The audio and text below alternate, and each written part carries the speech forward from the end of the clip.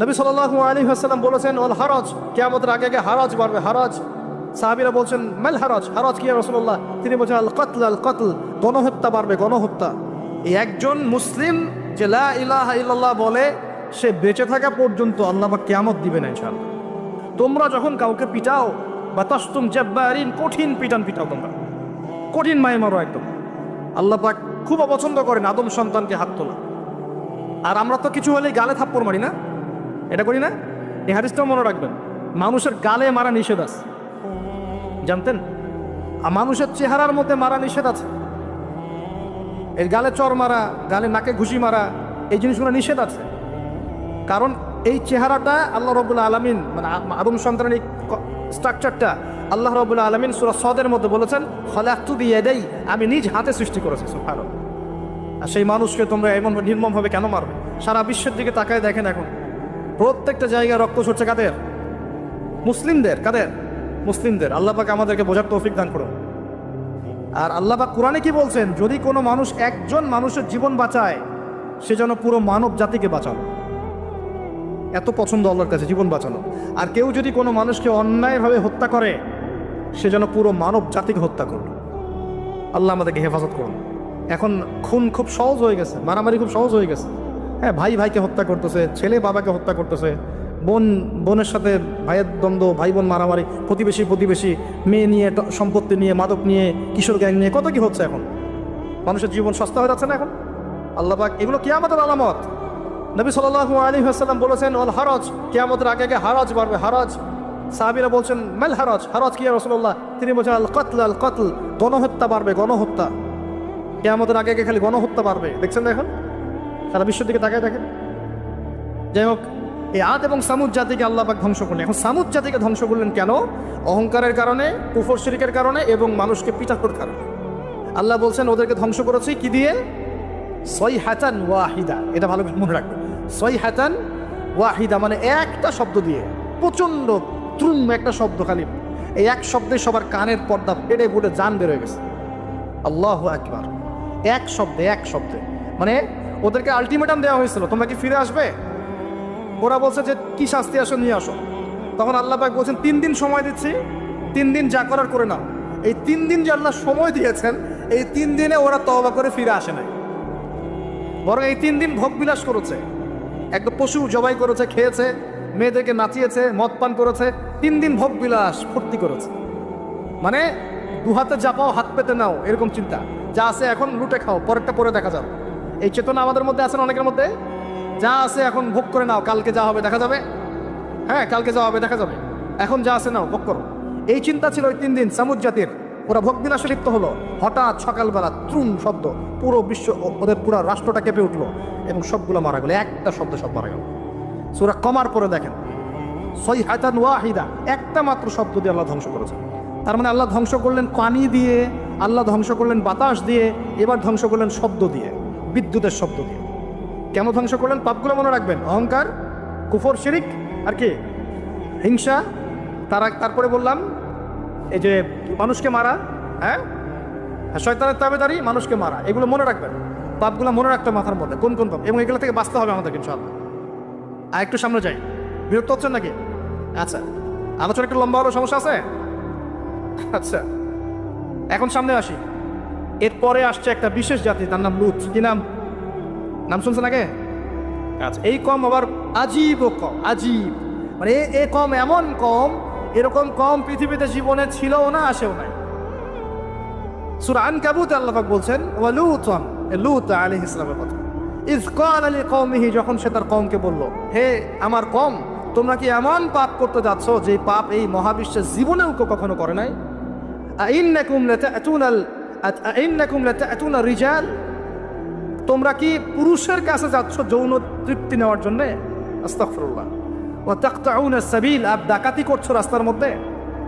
রাস্তার মধ্যে ডাকাতি করতো, আর পুরুষে পুরুষে জেনা করতো। বলে নাউজুবিল্লাহ। এমন একটা অবস্থা, মানে এমন একটা অবস্থা যে আল্লাহ পাক ওদেরকে শাস্তি দেওয়ার জন্য 2জন ফেরেশতাকে পাঠিয়েছেন। একজনের নাম জিবরাইল আলাইহিস সালাম, একজন হচ্ছে মিকাইল আলাইহিস সালাম। এখন তারা এসেছেন লূত আলাইহিস সালামের বাসায় কিসের রূপ ধরে? সুন্দর বালকের রূপ ধরে। ছোট ছোট বালক দেখতে সুন্দর লাগে না? ছোট ছোট কচি কাঁচা বালক দেখবে সুন্দর লাগে না? তো এই রূপ ধরে দুজন ফেরেশতা আসছেন, উদ্দেশ্য এদেরকে শাস্তি দিবে। এখন এরা কি করছে জানেন? এরা লূত আলাইহিস সালামের বাসায় গেছে, বাসায় গিয়ে বলছে তোমার ওই যে মেহমান ওদেরকে নিতে আসছে। এবার লূত আলাইহিস সালাম বলছেন যে হা উলাই বানাতি ইন কুনতুম ফাইলিন, আরে তোমরা যদি চাও আমার মেয়েদের মধ্যে আমার মেয়েদেরকে বিয়ে করে নাও, পারলে তোমরা আমার মেয়েদেরকে প্রয়োজনে বিয়ে করে নাও, আমার মেহমানদের সামনে আমাকে অপমানিত করো না। আলাইসা মিনকুম রাজুলুন রশিদ, তোমাদের মধ্যে কি একজন ভালো মানুষও বাকি নাই? এখন এদেরকেও তোমরা চাচ্ছ যৌনতা নিবারণ করার জন্য?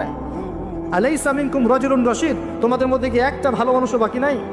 তখন এরা বলছে, লূত আলাইহিস সালাম কম বলছে যে তুমি তো খুব ভালো করেই জানো, ওয়াইন্নাকা লাতা'লামু মা নুরিদ, তুমি তো খুব ভালো করেই জানো যে আমরা আসলে কি চাচ্ছি। তোমার মেয়েদের ব্যাপারে আমাদের কোনো আগ্রহ নাই, তোমার মেয়েদের ব্যাপারে আমাদের কোনো আগ্রহ নাই, আমরা এই ছেলেগুলোকে চাচ্ছি। নাউযুবিল্লাহ, চিন্তা করতে পারেন? এবার ফেরেশতা দুজন বলছেন যে লূত তুমি চিন্তা করো না, তারা তোমার কাছে আসতে পারবে না। তাদেরকে ইন্না মাউইদাহুমুস সুবহ, তাদেরকে সকাল পর্যন্ত সময় দেয়া হয়েছে। আলাইসাস সুবহু বিকরিব, সকাল কি কাছে নয়? আল্লাহ বলছেন সকালবেলা লূত আলাইহিস সালাম তার পরিবারকে নিয়ে বেরিয়ে গেলেন, কিন্তু তার স্ত্রী সে কিন্তু কাফের ছিল, সে ধ্বংস হয়ে গেল। লূত আলাইহিস সালাম চলে যাচ্ছেন, ফেরেশতারা বলছেন ফিরেও তাকাবে না পিছনে, কি হচ্ছে। এবার আল্লাহ পাক এমন শাস্তি দিলেন, দেখেন এই যে জমিনটা, এই জমিনটাকে আল্লাহ পাক ওই ফেরেশতাদের পাখা দিয়ে উঠিয়ে আসমানে ওঠালেন। চিন্তা করেন, জমিন উঠে গেছে কোথায়? আসমানে।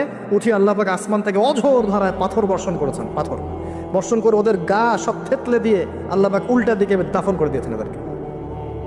আল্লাহু আকবার। এটা আপনি ইন্টারনেট সার্চ করলেও দেখতে পারবেন যে জর্ডান একটা জায়গা আছে, জর্ডানের আশপাশে এ কওমে লূত থাকতো।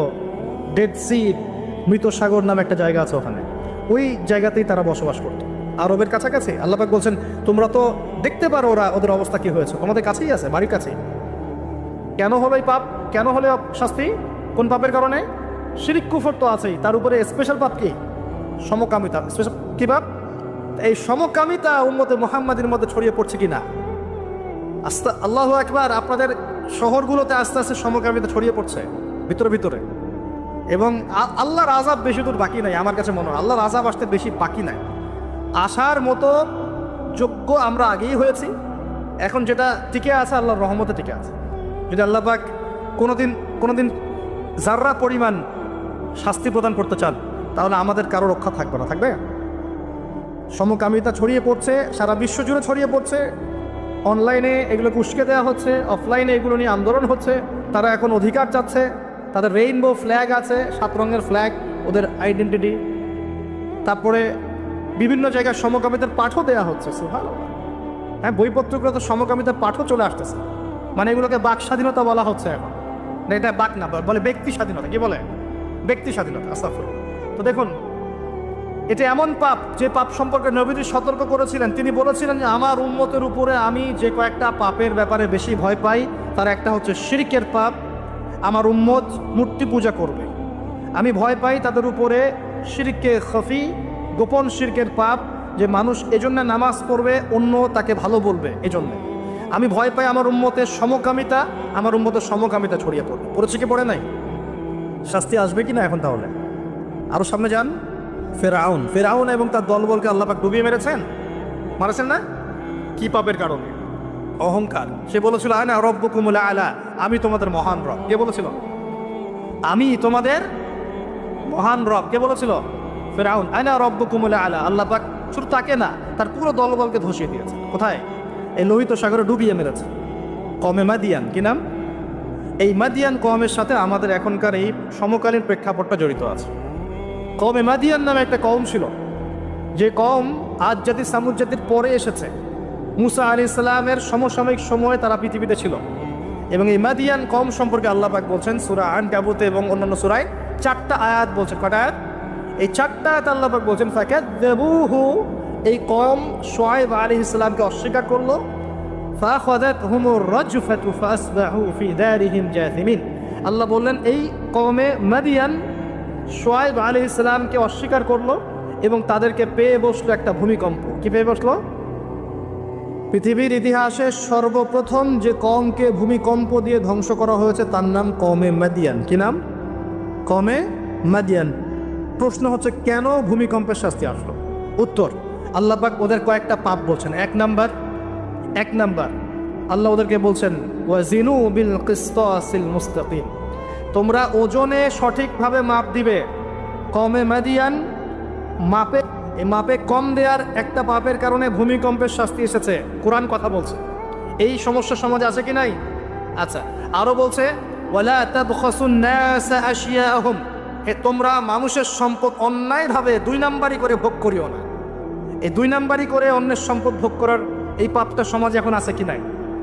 আরেকটা হচ্ছে যে তারা অপচয় করত, মাপে কম দিত, মানুষের সম্পদ অন্যায়ভাবে লুটপাট করে খেত।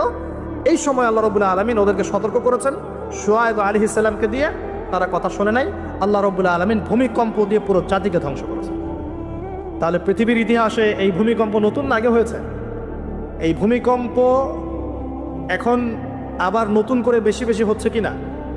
এই ভূমিকম্পের অপরাধ আল্লাহ পাক কি বললেন? মাপে কম দেয়া, অন্যের সম্পদ অন্যায়ভাবে আত্মসাৎ করা এবং কি অপচয় করা। কোন কম করেছে এই কাজগুলা? কমে মাদিয়ান। এখন আসেন কমে মাদিয়ান থেকে নবী সাল্লাল্লাহু আলাইহি ওয়াসাল্লাম কি বলছেন। এবার আমাদের নবীজি বলছেন, শোনো, বাইনা ইয়াদাই সাআ, একটু মনোযোগ দেন, আমি 3-4টা হাদিস বলে শেষ করছি। বাইনা ইয়াদাই সাআ, আমাদের নবীজি বলছেন, এবার শোনো হে আমার উম্মত, তোমরা সতর্ক হও। শোনো, কিয়ামতের আগে আগে আসবে মুতানুন শাদীদ। মুতান মানে দ্বিবচন, মানে দুটো বড় বড় মহামারী। কয়টা বড় বড় মহামারী? হিসেব করে দেখেন তো যে পৃথিবীতে মহামারীর সূচনা থেকে নিয়ে এই পর্যন্ত কোন মহামারীগুলো সবচেয়ে বড় ছিল। এটার স্টাডি আপনি করবেন, আমি বলে দেবো না। এইগুলো স্টাডি আপনারা করবেন, আমি বলে দেবো না। মুতানুন শাদীদ, বড় বড় দুটো মহামারী আসবে পৃথিবীতে কিয়ামতের আগে আগে। কয়টা আসবে? ওয়াবা আদাহু, এবং এই মহামারীর পরে আসবে। এই মহামারীর পরে আসবে একটা মহামারী গেছে। আচ্ছা, এই মহামারীর পরে আসবে, নাউজুবিল্লাহ, এই মহামারীর পরে আসবে সানাওয়াতুজ জালাজিল। আরবি যারা বোঝেন বুঝবেন। সানা মানে হচ্ছে একটা বছর। সানা মানে কি? এক বছর। সানাওয়াত মানে প্লুরাল নাম্বার, অনেকগুলো বছর। জালজালা মানে হচ্ছে আপনার ভূমিকম্প। জালাজিল মানে কি? ভূমিকম্প সমূহ, বহু বছর। মানে মহামারীর পরে আসবে সানাওয়াতুজ জালাজিল, ভূমিকম্পের বছরগুলো। মানে বছর ধরে, বছরের পর বছর ধরে পৃথিবীতে বিভিন্ন জায়গায় ভূমিকম্প হতে থাকবে। কে বলেছেন? নবী সাল্লাল্লাহু আলাইহি ওয়াসাল্লামের কথা কি সত্য না মিথ্যা? আস্তাগফিরুল্লাহ, সত্য না মিথ্যা? সত্য। তার মানে একটা হাদিস পেলাম, নবীজি বলেছেন কিয়ামতের আগে আগে কি হবে? ভূমিকম্পের বছরগুলো আসবে। ভূমিকম্প আসবে না, ভূমিকম্পের বছরগুলো আসবে। একটা হাদিস মাথায় নেন। 2 নাম্বার, নবীজি বলছেন কিয়ামতের 10টা আলামত আছে। কয়টা? 10টা। তার মধ্যে 1 নাম্বার আলামত হচ্ছে কি নাম? আচ্ছা, ওইদিকে আলোচনা নিচ্ছি না আজকে। 2 নাম্বার হচ্ছে ইয়াজুজ, এটাও অন্য লেকচারে শুনে নিয়ে। 3 নাম্বার ঈসা আলাইহিস সালামের আগমন। 4 নাম্বার দাব্বাতুল আরদ, জমিন থেকে প্রাণী বের হবে। 5 নাম্বার ইয়েমেন থেকে আগুন বের হবে। 6 নাম্বার দুখান, ধোঁয়া দিয়ে পৃথিবী ছেয়ে যাবে। 7 নাম্বার, 8 নাম্বার, 9 নাম্বার, এগুলো হচ্ছে 3টা বড় বড় ভূমিকম্প, ভূমিধস, যেটা হবে একটা পৃথিবীর পূর্বে, একটা পশ্চিমে, একটা মাঝখানে। পৃথিবীর পূর্বে মানে এই পুরো আমাদের সাবকন্টিনেন্ট সহ পুরো পূর্ব দিক, একদম ইন্দোনেশিয়া, মালয়েশিয়া, সব জায়গা পূর্ব দিক। পশ্চিম মানে পুরো পশ্চিম সভ্যতা, আর মাঝখান মানে এই জাজিরাতুল আরবিয়া, মাঝখান। এই 3টা ভূমিকম্প হবে পৃথিবীতে, এখনো আসা বাকি আছে, বড় বড়। এগুলোতে ভূমি কাঁপবে না, ভূমি ধসে যাবে। কী হবে? নবীর কথা কি ভুল হবে? আর শেষটা হচ্ছে এই পূর্ব দিক থেকে, পশ্চিম দিক থেকে সূর্য উদিত হবে এবং মানুষের তওবার দরজা বন্ধ হয়ে যাবে। তওবা করে লাভ নেই। এই 10টা বড় বড় মধ্যে 3টা পেয়েছেন ভূমিকম্প। তাহলে পেলাম যে ভূমিকম্পের বছরগুলো আসবে। আরও পেলাম কি বড় বড় 3টা হবে, পূর্বে একটা, পশ্চিমে একটা, মাঝখানে একটা। আর কোন পাপের কারণে হবে সেটা কিন্তু অন্য আয়াতগুলোতে আমরা দেখলাম। আচ্ছা, সামনে আসেন। আবার নবীজি বলছেন দাজ্জাল যখন মানুষের রূপে বের হবে তখন সে সব জায়গায় বিচরণ করতে পারবে, কিন্তু মক্কা মদিনায় ঢুকতে পারবে না। ঠিক আছে? তো সলফে সালাহিন তারা বলছেন দাজ্জাল সব জায়গায় ভ্রমণ করবে। এটা এও ব্যাখ্যা হতে পারে যে সে নিজে সব জায়গায় যাবে না, বরং তার অনুসারীরা বিভিন্ন জায়গায় আধিপত্য বিস্তার করবে। ব্যাখ্যা যৌক্তিক, তো যৌক্তিক ব্যাখ্যা। এরপরে যখন সে মদিনায় ঢুকতে পারবে না, দেখবে যে এখানে ফেরেশতারা একদম খোলা তরবারি হাতে দাঁড়ায় আছে, ঢুকতে পারবে না। তখন সে মদিনার কাছাকাছি একটা জায়গায় বসতি গাড়বে। গেড়ে তার অনুসারীদেরকে আহ্বান করবে কিভাবে? সে আল্লাহ পাক তো তাকে কিছু ক্ষমতা দিবেন পরীক্ষা করার জন্য। সে 3 বার ভূমিতে আঘাত করবে, এতে করে ভূমি কেঁপে উঠবে এবং এই ভূমিকম্পে মদিনা থেকে যত মোনাফেক টাইপের যত মানুষ আছে সব দৌড় দিয়ে দাজ্জালের দলে যোগ দিবে। তার মানে ওই সময় ভূমিকম্প আসবে। আর কি, এবার নবী সাল্লাল্লাহু আলাইহি ওয়াসাল্লাম বুখারী এক হাদিসে বলছেন, আবু হুরায়রা রাদিয়াল্লাহু আনহু থেকে বলছেন, তিনি বলছেন যে লা তাকুমুস সাআ, কিয়ামত ততদিন পর্যন্ত হবে না। এই হাদিস দুটো একটু মনোযোগ দিয়ে শোনেন। কিয়ামত ততদিন পর্যন্ত হবে না যতদিন পর্যন্ত না ইউকবাদুল ইলম, জ্ঞানটাকে উঠিয়ে নেওয়া হয়। জ্ঞান কি হয়? উঠিয়ে নেওয়া হয়। নবী আরো বলছেন ইউকবাদুল ইলম ওয়া তাকসুরু জালাজিল, এবং বেশি বেশি ভূমিকম্প না হচ্ছে। 2 নম্বর কি? বেশি বেশি ভূমিকম্প না হচ্ছে। ওয়া ইয়াতাকারাবুজ জামান, এবং সময় কাছাকাছি চলে না আসছে। এই জায়গায় আমি একটু স্টাডি করতে গিয়ে একটা অদ্ভুত জিনিস দেখলাম, যে একটা রিসার্চ বলছে, সায়েন্সের রিসার্চ বলছে যে প্রতিটা ভূমিকম্পে পৃথিবীর গতির মধ্যে একটা পরিবর্তন হয়। প্রতিটা ভূমিকম্পে পৃথিবীর গতির মধ্যে একটু একটু পরিবর্তন হয় এবং সময় সংক্ষিপ্ত হয়ে আসে। সময় কি হয়? সংক্ষিপ্ত হয়ে আসে। পৃথিবীর ভিতরে আছে, নিচে আছে কিন্তু আগুন, কি আছে? আগুনের স্তর আছে। একদম নিচে একটা ইনার কোর মনে একটা জায়গা আছে, ইনার কোর বলে। এখন সাম্প্রতিক গবেষণা বলছে যে ইনার কোর আগে যেদিকে ঘুরতো এখন তার বিপরীত দিকে ঘোরা শুরু করেছে। আল্লাহু আকবার। তাহলে এগুলো মিলে যাচ্ছে না? ভূমিকম্পের সাথে পৃথিবীর ঘূর্ণন সম্পৃক্ত এবং জামান সময়টাও সম্পৃক্ত। তো নবী যেটাই বলছেন যে ওয়াতাকসুরা জালাজিল, বেশি বেশি ভূমিকম্প হবে, ওয়াতাকারাবা জামান, এবং সময় কাছাকাছি চলে আসবে। অন্য হাদিসে আসছে বছর যাবে মাসের মতো, মাস যাবে সপ্তাহের মতো, সপ্তাহ যাবে দিনের মতো। তিনি আরও বলছেন ওয়ুজহারুল ফিতান, এবং সমস্ত রকম ফিতনা ফাসাদ দেখা যাচ্ছে না, এবং ওয়াল হারাজ, এবং বেশি বেশি হত্যাকাণ্ড হবে। সাহাবীরা বলছেন যে ওয়াল হারাজ ইয়া রাসূলুল্লাহ, হারাজটা কি ইয়া রাসূলুল্লাহ? তিনি বলছেন আল কতল, হত্যা, গণহত্যা, এগুলো হচ্ছে হারাজ। এবং তোমাদের ধন সম্পদ বাড়তে থাকবে, ফায়াফিদু, ধন সম্পদ উপচে পড়বে। এখানেও পেলাম যে ভূমিকম্প কিয়ামতের অন্যতম কি আলামত। আরেকটা হাদিসে নবীজি বলছেন, আর 2টো হাদিস বাকি আছে আজকের মতো। নবীজি বলছেন, এই হাদিসটা আসছে ইবনে মাজাহ, এটার হাদিস নাম্বার 4020 নম্বর হাদিস। নবীজি বলছেন যে লায়াশরাবান্না নাস মিন উম্মতি আল খামর, আমার উম্মতের, ভালো করে শোনেন যুবকরা, ভালো করে শোনো, আমার উম্মতের মানুষ, এক শ্রেণীর মানুষ মাদক দ্রব্য পান করবে। কি পান করবে? নবীজি বলছেন আমার উম্মতের একটা অংশের মানুষ মাদক দ্রব্য পান করবে, ওয়ায়ুসাম্মুনাহা বিগাইরি ইসমিহা, কিন্তু মাদক দ্রব্যের নাম পরিবর্তন করে অন্য নাম দেয়া শুরু করবে। বুঝতে পারলাম? এখন কে বলে মাদক? আমরা বলি এখন হুইস্কি, রাম, আর কি ভাই, ইয়াবা, হ্যাঁ, কত নাম বের হয়েছে। নবীজি বলছেন ওই মানুষগুলো যারা মাদক দ্রব্য পান করে নাম ভিন্ন দিবে, তাদের কানের পাশে বাদ্যযন্ত্র বাজবে। এখন কানের পাশে বাদ্যযন্ত্র বাজে কিভাবে? তোমার ব্লুটুথ আর ইয়ারফোন দিয়ে। বুঝতে পারো নেব না? এইভাবে শব্দ আসলো কিভাবে হাদিসের মধ্যে? নবীজি এভাবে শব্দ প্রয়োগ করলেন কেন? ওয়ায়ুযাফু আলা রুউসিহিম বিল মাআজিফ, তাদের মাথার পাশে, কানের পাশে বাদ্যযন্ত্র কেমন করে বাজবে? তোমার কানের ভিতরে ঢুকানো আছে বাদ্যযন্ত্র, আছে না? এই যে এটা এই জামানার সাথে সম্পৃক্ত।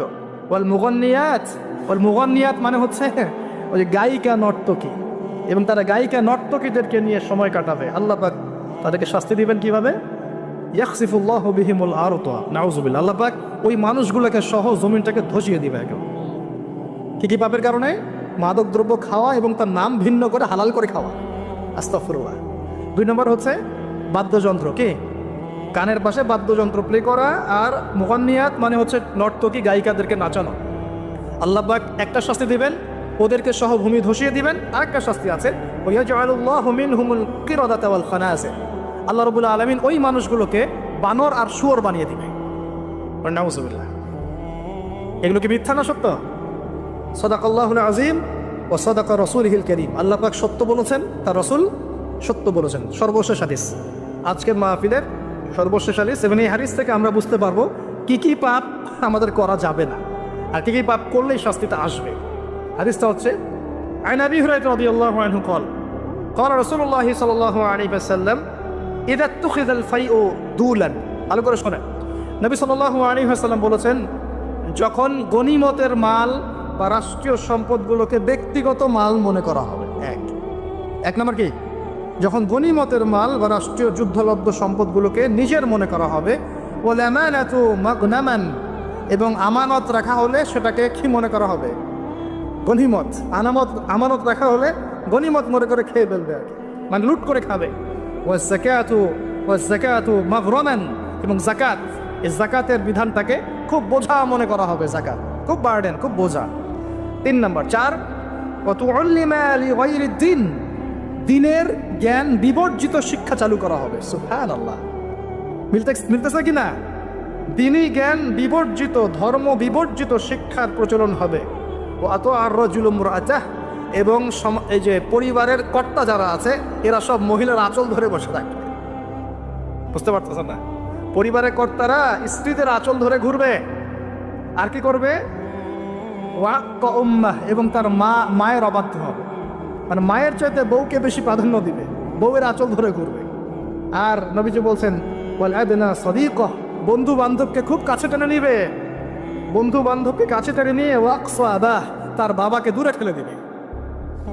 মিলতেছে কিনা? বুঝতেছেন না কথা? আবার বলতেছি, যখন গনিমতের মালকে ব্যক্তিগত মাল মনে করা হয়, আমানত রাখা হলে লুট করে খেয়ে ফেলা হবে। যখন জাকাতটাকে বার্ডেন মনে করতেছে, বোঝা মনে করতেছে, যখন ধর্ম বিবর্জিত শিক্ষা চালু হচ্ছে, যখন একজন ব্যক্তি তার মাকে কষ্ট দিয়ে মায়ের চাইতে বেশি স্ত্রীকে প্রাধান্য দিচ্ছে, তার আঁচল ধরে ঝুলছে। আর যখন এই ছেলেপেলেগুলো বন্ধুকে কাছে টেনে নিচ্ছে, বাবাকে দূরে ঠেলে দিচ্ছে। আর কি হচ্ছে? ওয়াযাহারাতিল আসওয়াতু ফিল মাসাজিদ, সুবহানাল্লাহ, যখন মসজিদের মধ্যে শোরগোল হট্টগোল বেড়ে যাচ্ছে। কি হচ্ছে না? যখন মসজিদের মধ্যে শোরগোল হট্টগোল বেড়ে যাবে, এবার রাগ করেন না, এটা হাদিসে আছে, আমি বলছি, অনুবাদ করছি। ওয়াসাদা কবিলাতা ফাসিকুহুম, এবং কোন কোন কবিলা মানে গোত্র বা সমাজের নেতৃত্ব দিবে ওদের মধ্যে সবচেয়ে ফাসিক ব্যক্তি, সবচেয়ে পাপাচারী ব্যক্তি। এটা নবীজি বলছেন। আরও তিনি বলছেন ওয়াকানা যাঈমুল কওমি আরযালাহুম, এবং সমাজের সবচেয়ে নিম্ন শ্রেণীর মানুষকে সমাজে কর্ণধার করা হবে। তিনি আরও বলছেন ওয়াকরিমার রাজুলু মাখাফাতা শাররি, কোনো মানুষকে সম্মান করা হবে তার ভয়ে। কিসে? ভয়ের চোটে সম্মান করা হবে। সম্মান মন থেকে আসবে না, ভয়ের চোটে সম্মান করা হবে। আরও বলছেন ওয়াজহরাতিল কয়নাত ওয়াল মাআজিফ, একটু আগে বললাম ওয়াজহরাতিল কয়নাত মানে বেশি বেশি নর্তকী আর বাদ্যযন্ত্র দেখা যাবে, এবং ওয়াসুরিবাতিল খুমর, এবং যখন মাদকদ্রব্য সমূহ পান করা হবে। এই কাজগুলো যখন হবে তখন তোমরা শুনে রাখো, আরেকটা আছে ওয়ালা'না আসরি হাযিহি উম্মতি উলাহা, উম্মতের শেষের দিকের মানুষরা পূর্ববর্তী থেকে গালি দেওয়া শুরু করবে। এই শেষ জামানার মানুষগুলো সোনালী যুগের মানুষদেরকে গালি দেওয়া শুরু করবে। এটা করতেছে না মানুষ এখন? আচ্ছা, এই কাজগুলো যখন হবে তখন শোন, ফালইয়ারতাকিবু, তখন ধেয়ে আসবে। কি ধেয়ে আসবে? ইনদা যালিকা চারটা আযাব, 4-5টা আযাব। 1, রিহান হামরা, এটা এখন আসে নাই। রিহান হামরা মানে হচ্ছে উত্তপ্ত গরম বাতাসের আযাব আল্লাহ পাক দিবেন। বলেন নাউজুবিল্লাহ। কয়দিন আগে দেখলাম নাসা গবেষণা করছে, পৃথিবীর সূর্য থেকে এমন কিছু রশ্মি আসবে, ওখানে বিস্ফোরণ হচ্ছে, এমন কিছু আসবে যেটা পৃথিবীর উপর একটা বড় ইফেক্ট ফেলবে। উত্তপ্ত একটা বায়ু আসবে পৃথিবীর থেকে। নবীও হাদিসে সেটাই বলেছেন যে রিহান হামরাআন মানে উত্তপ্ত গরম একটা বাতাস আযাব হিসেবে পৃথিবীতে আসবে। 1, 2 নম্বর আযাব আসবে ওয়াজালজালা, এবং বেশি বেশি ভূমিকম্প, যেটা বললাম। আর কি আসবে?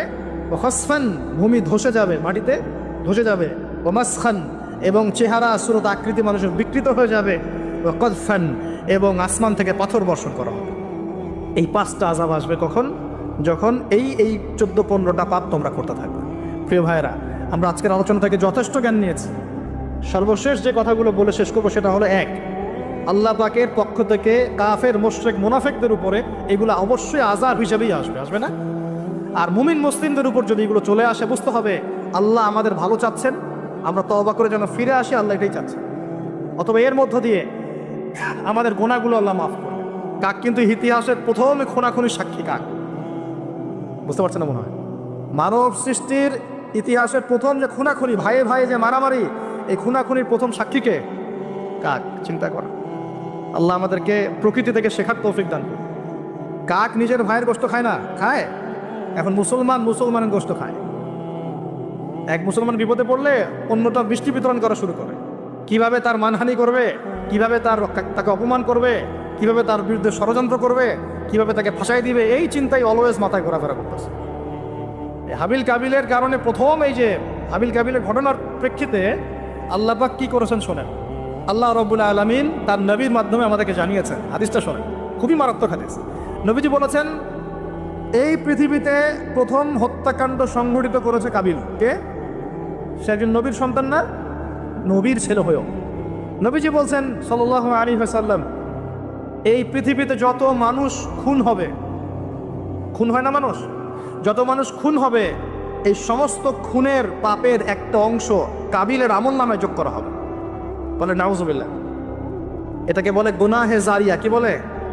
প্রিয় ভাই, আমি তো রিকোয়েস্ট করতেছি আপনাকে, আমি তো আপনাকে শাসন করতে আসি নাই। আমি এসেছি আপনাকে আল্লাহ চেনাতে, আমি এসেছি আপনাকে রাসূল চেনাতে, কোরআন চেনাতে। আপনি মদের দোকান দিয়েছেন, যত মানুষ মদ খাচ্ছে সমস্ত গুনাহ আপনার আমল নামে যাচ্ছে। এটা হারাম সিনেমা হল করেছেন, যত মানুষ এখানে সিনেমা দেখছে সমস্ত পাপ আপনার হচ্ছে। একটা তামাকের কারখানা দিয়েছেন, সবাই হারাম খাচ্ছে, আপনার গুনাহ হচ্ছে। সুদ ছড়িয়ে দিয়েছেন, নিজে খাচ্ছেন, এখন সবাইকে খাওয়াচ্ছেন, গুনাহ হচ্ছে আপনার। সবার গুনাহ আপনার ঘাড়ে এসে যুক্ত হচ্ছে। ঠিক যেভাবে একটা মাদ্রাসা করেছেন, একটা মসজিদ করেছেন, একটা নলকূপ স্থাপন করেছেন, এই রাষ্ট্রীয় দায়িত্বে আছেন, রাস্তাঘাট করে দিয়েছেন, এর বদৌলতে যে মানুষ উপকৃত হচ্ছে, আপনি কবরে গেলেও নেকি পাবেন ইনশাআল্লাহ। কি পাবেন? নেকি পাবেন। একটা ব্রিজ নির্মাণ করে দিয়েছেন, যত মানুষ এটাতে পারাপার হবে, উপকৃত হবে, আপনি নেকি পাবেন ইনশাআল্লাহ। ঠিক একইভাবে আপনি আমি যদি এরকম গুনাহে জারিয়ার কোনো মাধ্যম চালু করে যাই, কবরে চলে গেলেও ওই গুনাহ কি হবে? অটোমেটিক আসতে থাকে। আল্লাহ আমাদেরকে বোঝার তৌফিক দান। তো এবার পৃথিবীর ইতিহাসের প্রথম এই ঘটনা হলো। এরপরে কি হয়েছে? এরপরে যে আল্লাহ পাকের শাস্তিটা নেমে আসলো। কাবিল কিন্তু জাহান্নামে যাচ্ছে। কেন? ভাইকে হত্যা করার কারণে। আল্লাহ পাকের কাছে সবচেয়ে মারাত্মক পাপ হচ্ছে মানুষকে হত্যা করা। শিরকের পর, কুফরের পর মারাত্মক পাপ হচ্ছে মানুষকে হত্যা করা। আল্লাহ রাব্বুল আলামিন তার নবীর মাধ্যমে জানিয়েছেন, একজন ব্যক্তি যদি লা ইলাহা ইল্লাল্লাহ বলতে পারে, এই একজন মুসলিম যে লা ইলাহা ইল্লাল্লাহ বলে, সে বেঁচে থাকা পর্যন্ত আল্লাহ পাক কিয়ামত দিবে না ইনশাআল্লাহ। একজন মুসলমানের কত দাম চিন্তা করেন, কত দাম! আল্লাহু আকবার। তো এখানে একজন মুসলিমকে হত্যা করলো কে? কাবিল। কাবিলের আমল নামায় সব পাপ যেটা থাকলো, তার মানে আল্লাহর আযাব আসার প্রথম কারণ কি হলো? হিংসা। কি কারণ? অতএব হিংসা করতে থাকলে আল্লাহর শাস্তি কি হবে? আসবে। আরেকটা কারণ ছিল, আগে শয়তানের অনুসরণ করেছিলেন বলে আমাদের পিতাকে নামিয়ে দেওয়া হয়েছে। নামিয়ে দেওয়া হয়নি? শয়তান ওয়াসওয়াসা দিয়েছে, গাছের কাছে চলে গিয়েছেন, ফল খেয়ে ফেলেছেন, এই পরীক্ষায় আমরা এখন পড়ে গেছি। এতে কিন্তু তার কোনো দোষ নাই। কারণ কি? এটা ছিল তাকদীরের লিখন। এটা কি ছিল? তাকদীর আগে থেকে লেখা ছিল যে আল্লাহ পাক পৃথিবী সৃষ্টি করবেন এবং এখানে মানুষকে পাঠাবেন। এটা আল্লাহ পাকের আগেই পরিকল্পনা ছিল। এটা ছিল একটা পরীক্ষা, এই দুনিয়ার জীবনটা পরীক্ষা। এরপর আরো সামনে যান, এবার আসেন নূহ আলাইহিস সালাম। নাম মনে আছে? 950 বছর তার কওমকে দাওয়াত দিয়েছেন। কত বছর ভাই? একটু চিন্তা করেন তো, চোখ বন্ধ করে। 950 বছর কতদিন হতে পারে? 950 বছর মানে প্রায় 1000 বছর। তাহলে 1000 বছর তিনি তার কওমকে দাওয়াত দিয়েছেন। কিভাবে? আমাদের মতো ওয়াজ মাহফিল না, দাওয়াত দিয়েছেন। তিনি বলছেন, ইন্নী দাআউতু কওমি লাইলা ওয়া নাহারা। আল্লাহ, আমি আমার কওমকে দাওয়াত দিয়েছি দিন রাত, 24 ঘন্টা। এটা সূরা নূহের মধ্যেই আছে, দেখবেন পড়ে। ওয়ালাম ইয়াজিদহুম দুআই ইল্লা ফিরারা। আমার দাওয়াত শুনে এরা খালি পালিয়ে গেছে আমার থেকে, কাছে আসে নাই, খালি পালিয়ে গেছে। কান বন্ধ করে ফেলতো, কাপড় দিয়ে মাথা ঢেকে ফেলতো, আর আমাকে বলতো পাগল। কি বলতো? পাগল। নূহ আলাইহিস সালামকে আল্লাহ পাক তারপরে বললেন, তুমি একটা কাজ করো, তুমি নৌকা নির্মাণ করো। কি করো? এই যে নৌযান নির্মাণ করা, এই সারা পৃথিবীর বাণিজ্য বন্ধ হয়ে যাবে যদি নৌযান না থাকে। জানেন, এই যে এক্সপোর্ট ইম্পোর্ট শিপিং সব বন্ধ হয়ে যাবে কিভাবে? যদি নৌযান না থাকে। আর এই নৌযান সর্বপ্রথম কে সৃষ্টি করেছে? আর এখন আমাদেরকে বলে যে ইসলাম হচ্ছে সেকেলে না, এরা প্রযুক্তি খুব উন্নয়ন।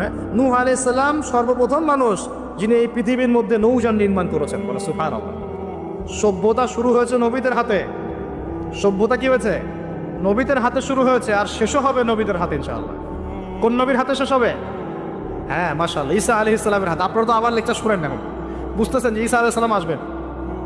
হ্যাঁ, তিনি আসবেন, এমনি এমনি আসবেন না। তিনি আসবেন এই ইহুদিবাদীদের হাত থেকে এই জেরুজালেম মুক্ত করার জন্য। তিনি আসবেন ইনশাআল্লাহ। অপেক্ষা করতে বলেন খালি।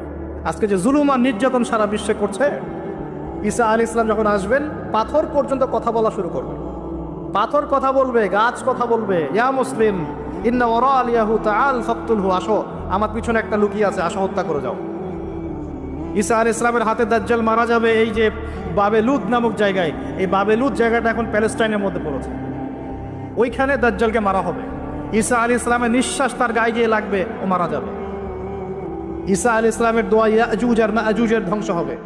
ঈসা আলাইহিস সালাম জেরুজালেম থেকে পুরো বিশ্বে আবার ইসলামিক খেলাফা কায়েম করবেন ইনশাআল্লাহ। এটা না হওয়া পর্যন্ত কিয়ামত হবে না ইনশাআল্লাহ তাআলা। অতএব হতাশার কিছু নেই। তো যেটা বলছিলাম, সভ্যতা শুরু হয়েছে নবী দ্বারা, শেষ হবে কার হাতে? নবীর হাতে। এখন নূহ আলাইহিস সালাম 950 বছর দাওয়াত দিয়ে কি ফলাফল হলো? 40টা বা 80টা পরিবার ইসলাম কবুল করেছে। কতটা? এখানে তো আপনারা মাশাআল্লাহ হাজার মানুষ বসে আছেন, কথা শুনছেন, সৌভাগ্যের বিষয়। সারা জীবন দাওয়াত দিয়ে 40 বা 80টা ফ্যামিলি। আল্লাহ পাক বললেন নৌযান নির্মাণ করো, আমার আযাব আসতেছে। কি আসতেছে? আযাব আসতেছে।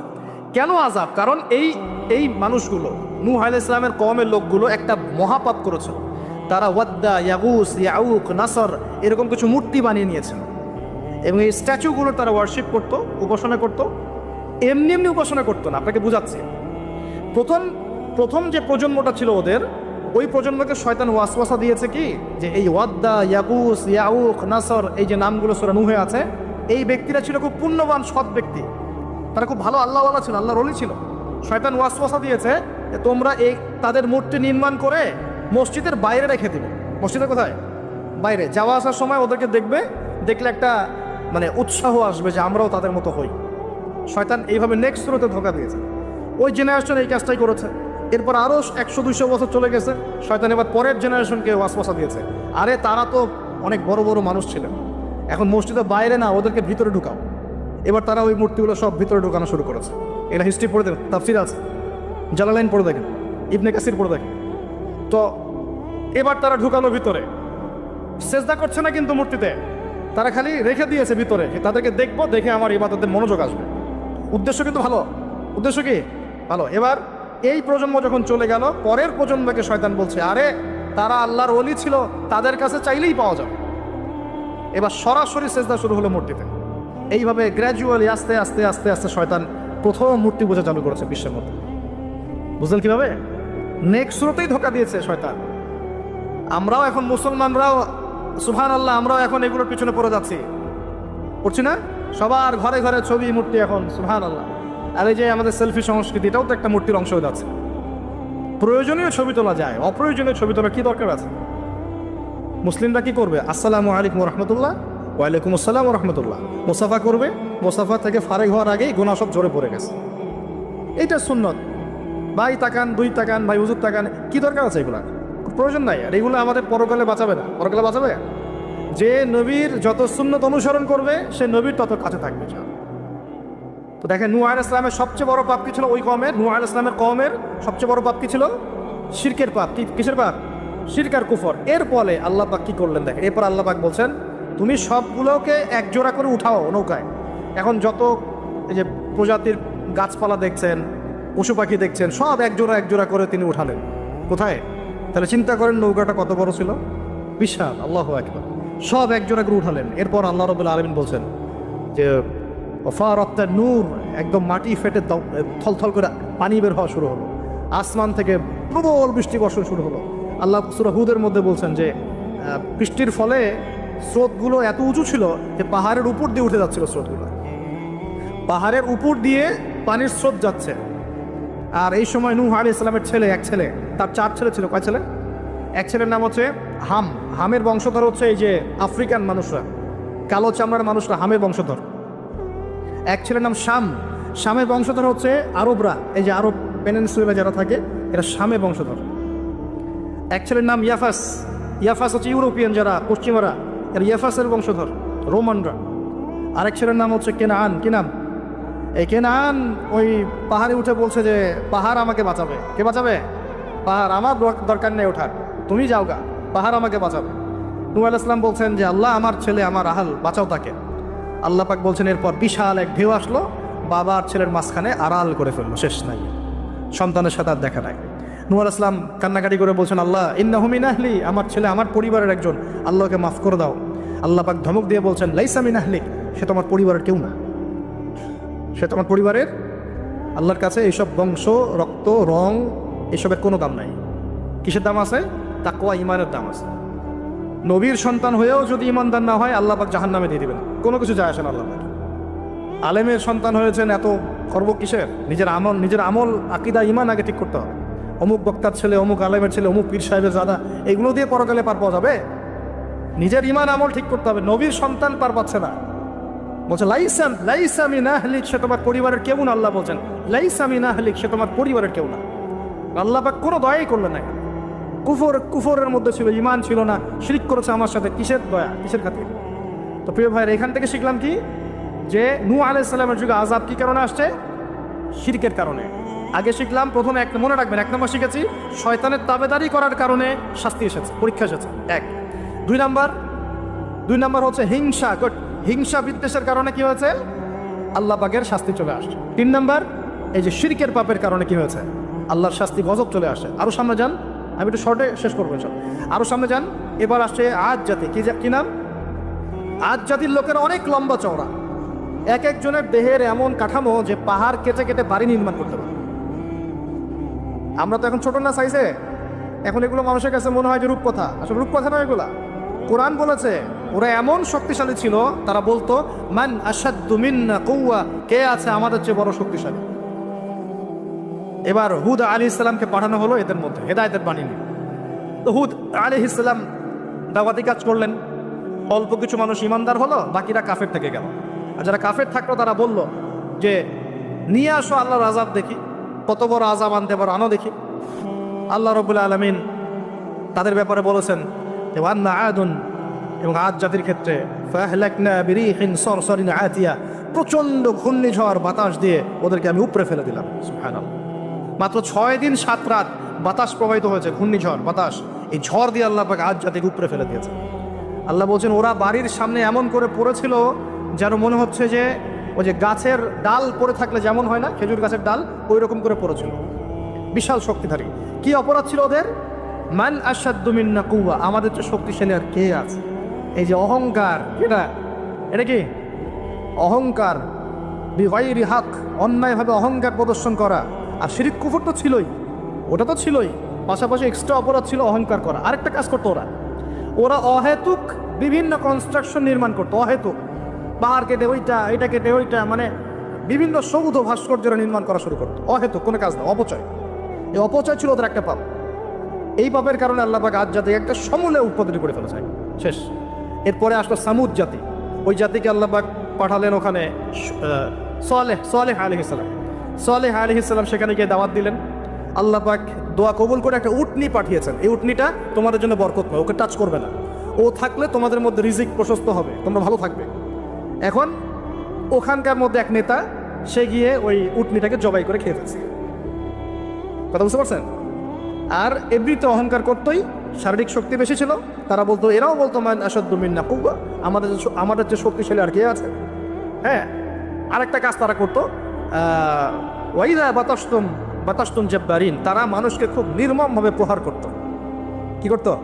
ওই যে মারামারি করে না এখন মানুষ, নির্মমভাবে মানুষকে মারে না, হকি স্টিক দিয়ে এইখানে সেইখানে, কোনো ক্ষেত্রে রিমান্ডে কি মাইকটা মারা হয় না। এই যে মানুষকে মারা আল্লাহ পাক খুব অপছন্দ করেন, বিনা বিচারে মানুষকে মারা আল্লাহ পাক কঠিন অপছন্দ করেন। ওই আদ জাতি আর সামুদ জাতি মানুষকে নির্মমভাবে পিটাইত।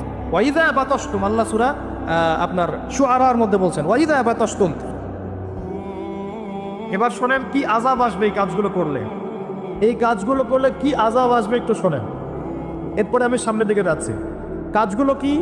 যখন আমরা আমানতের খেয়ানত করব, যখন গনিমতের মাল, রাষ্ট্রীয় সম্পদকে নিজের বলে চালিয়ে দিব, যখন আমরা স্ত্রীদের আনুগত্য করে মাকে কষ্ট দিব, বন্ধুদেরকে কাছে টেনে নিয়ে বাবাকে কষ্ট দিব, যখন ধর্ম বিবর্জিত শিক্ষা চালু করব, যখন আমরা গায়িকা নর্তকীদেরকে বেশি প্রমোট করব, তাদেরকে বাড়িয়ে দিব, মসজিদে হট্টগোল বেড়ে যাবে, কানের কাছে বাদ্যযন্ত্র বাজবে, জেনা বাড়বে, অশ্লীলতা বাড়বে, ফাহেসা কাজ বাড়বে, এবং কওমের নেতৃত্ব দিবে ফাসেক ব্যক্তি, সমাজের সবচেয়ে নিচু শ্রেণীর মানুষ উঁচু উঁচু বিল্ডিং নির্মাণের প্রতিযোগিতা করবে এবং দাসী তার মনিবকে জন্ম দিবে, মানে সত্য মিথ্যা ন্যায় অন্যায়ের মানদণ্ড উল্টে যাবে।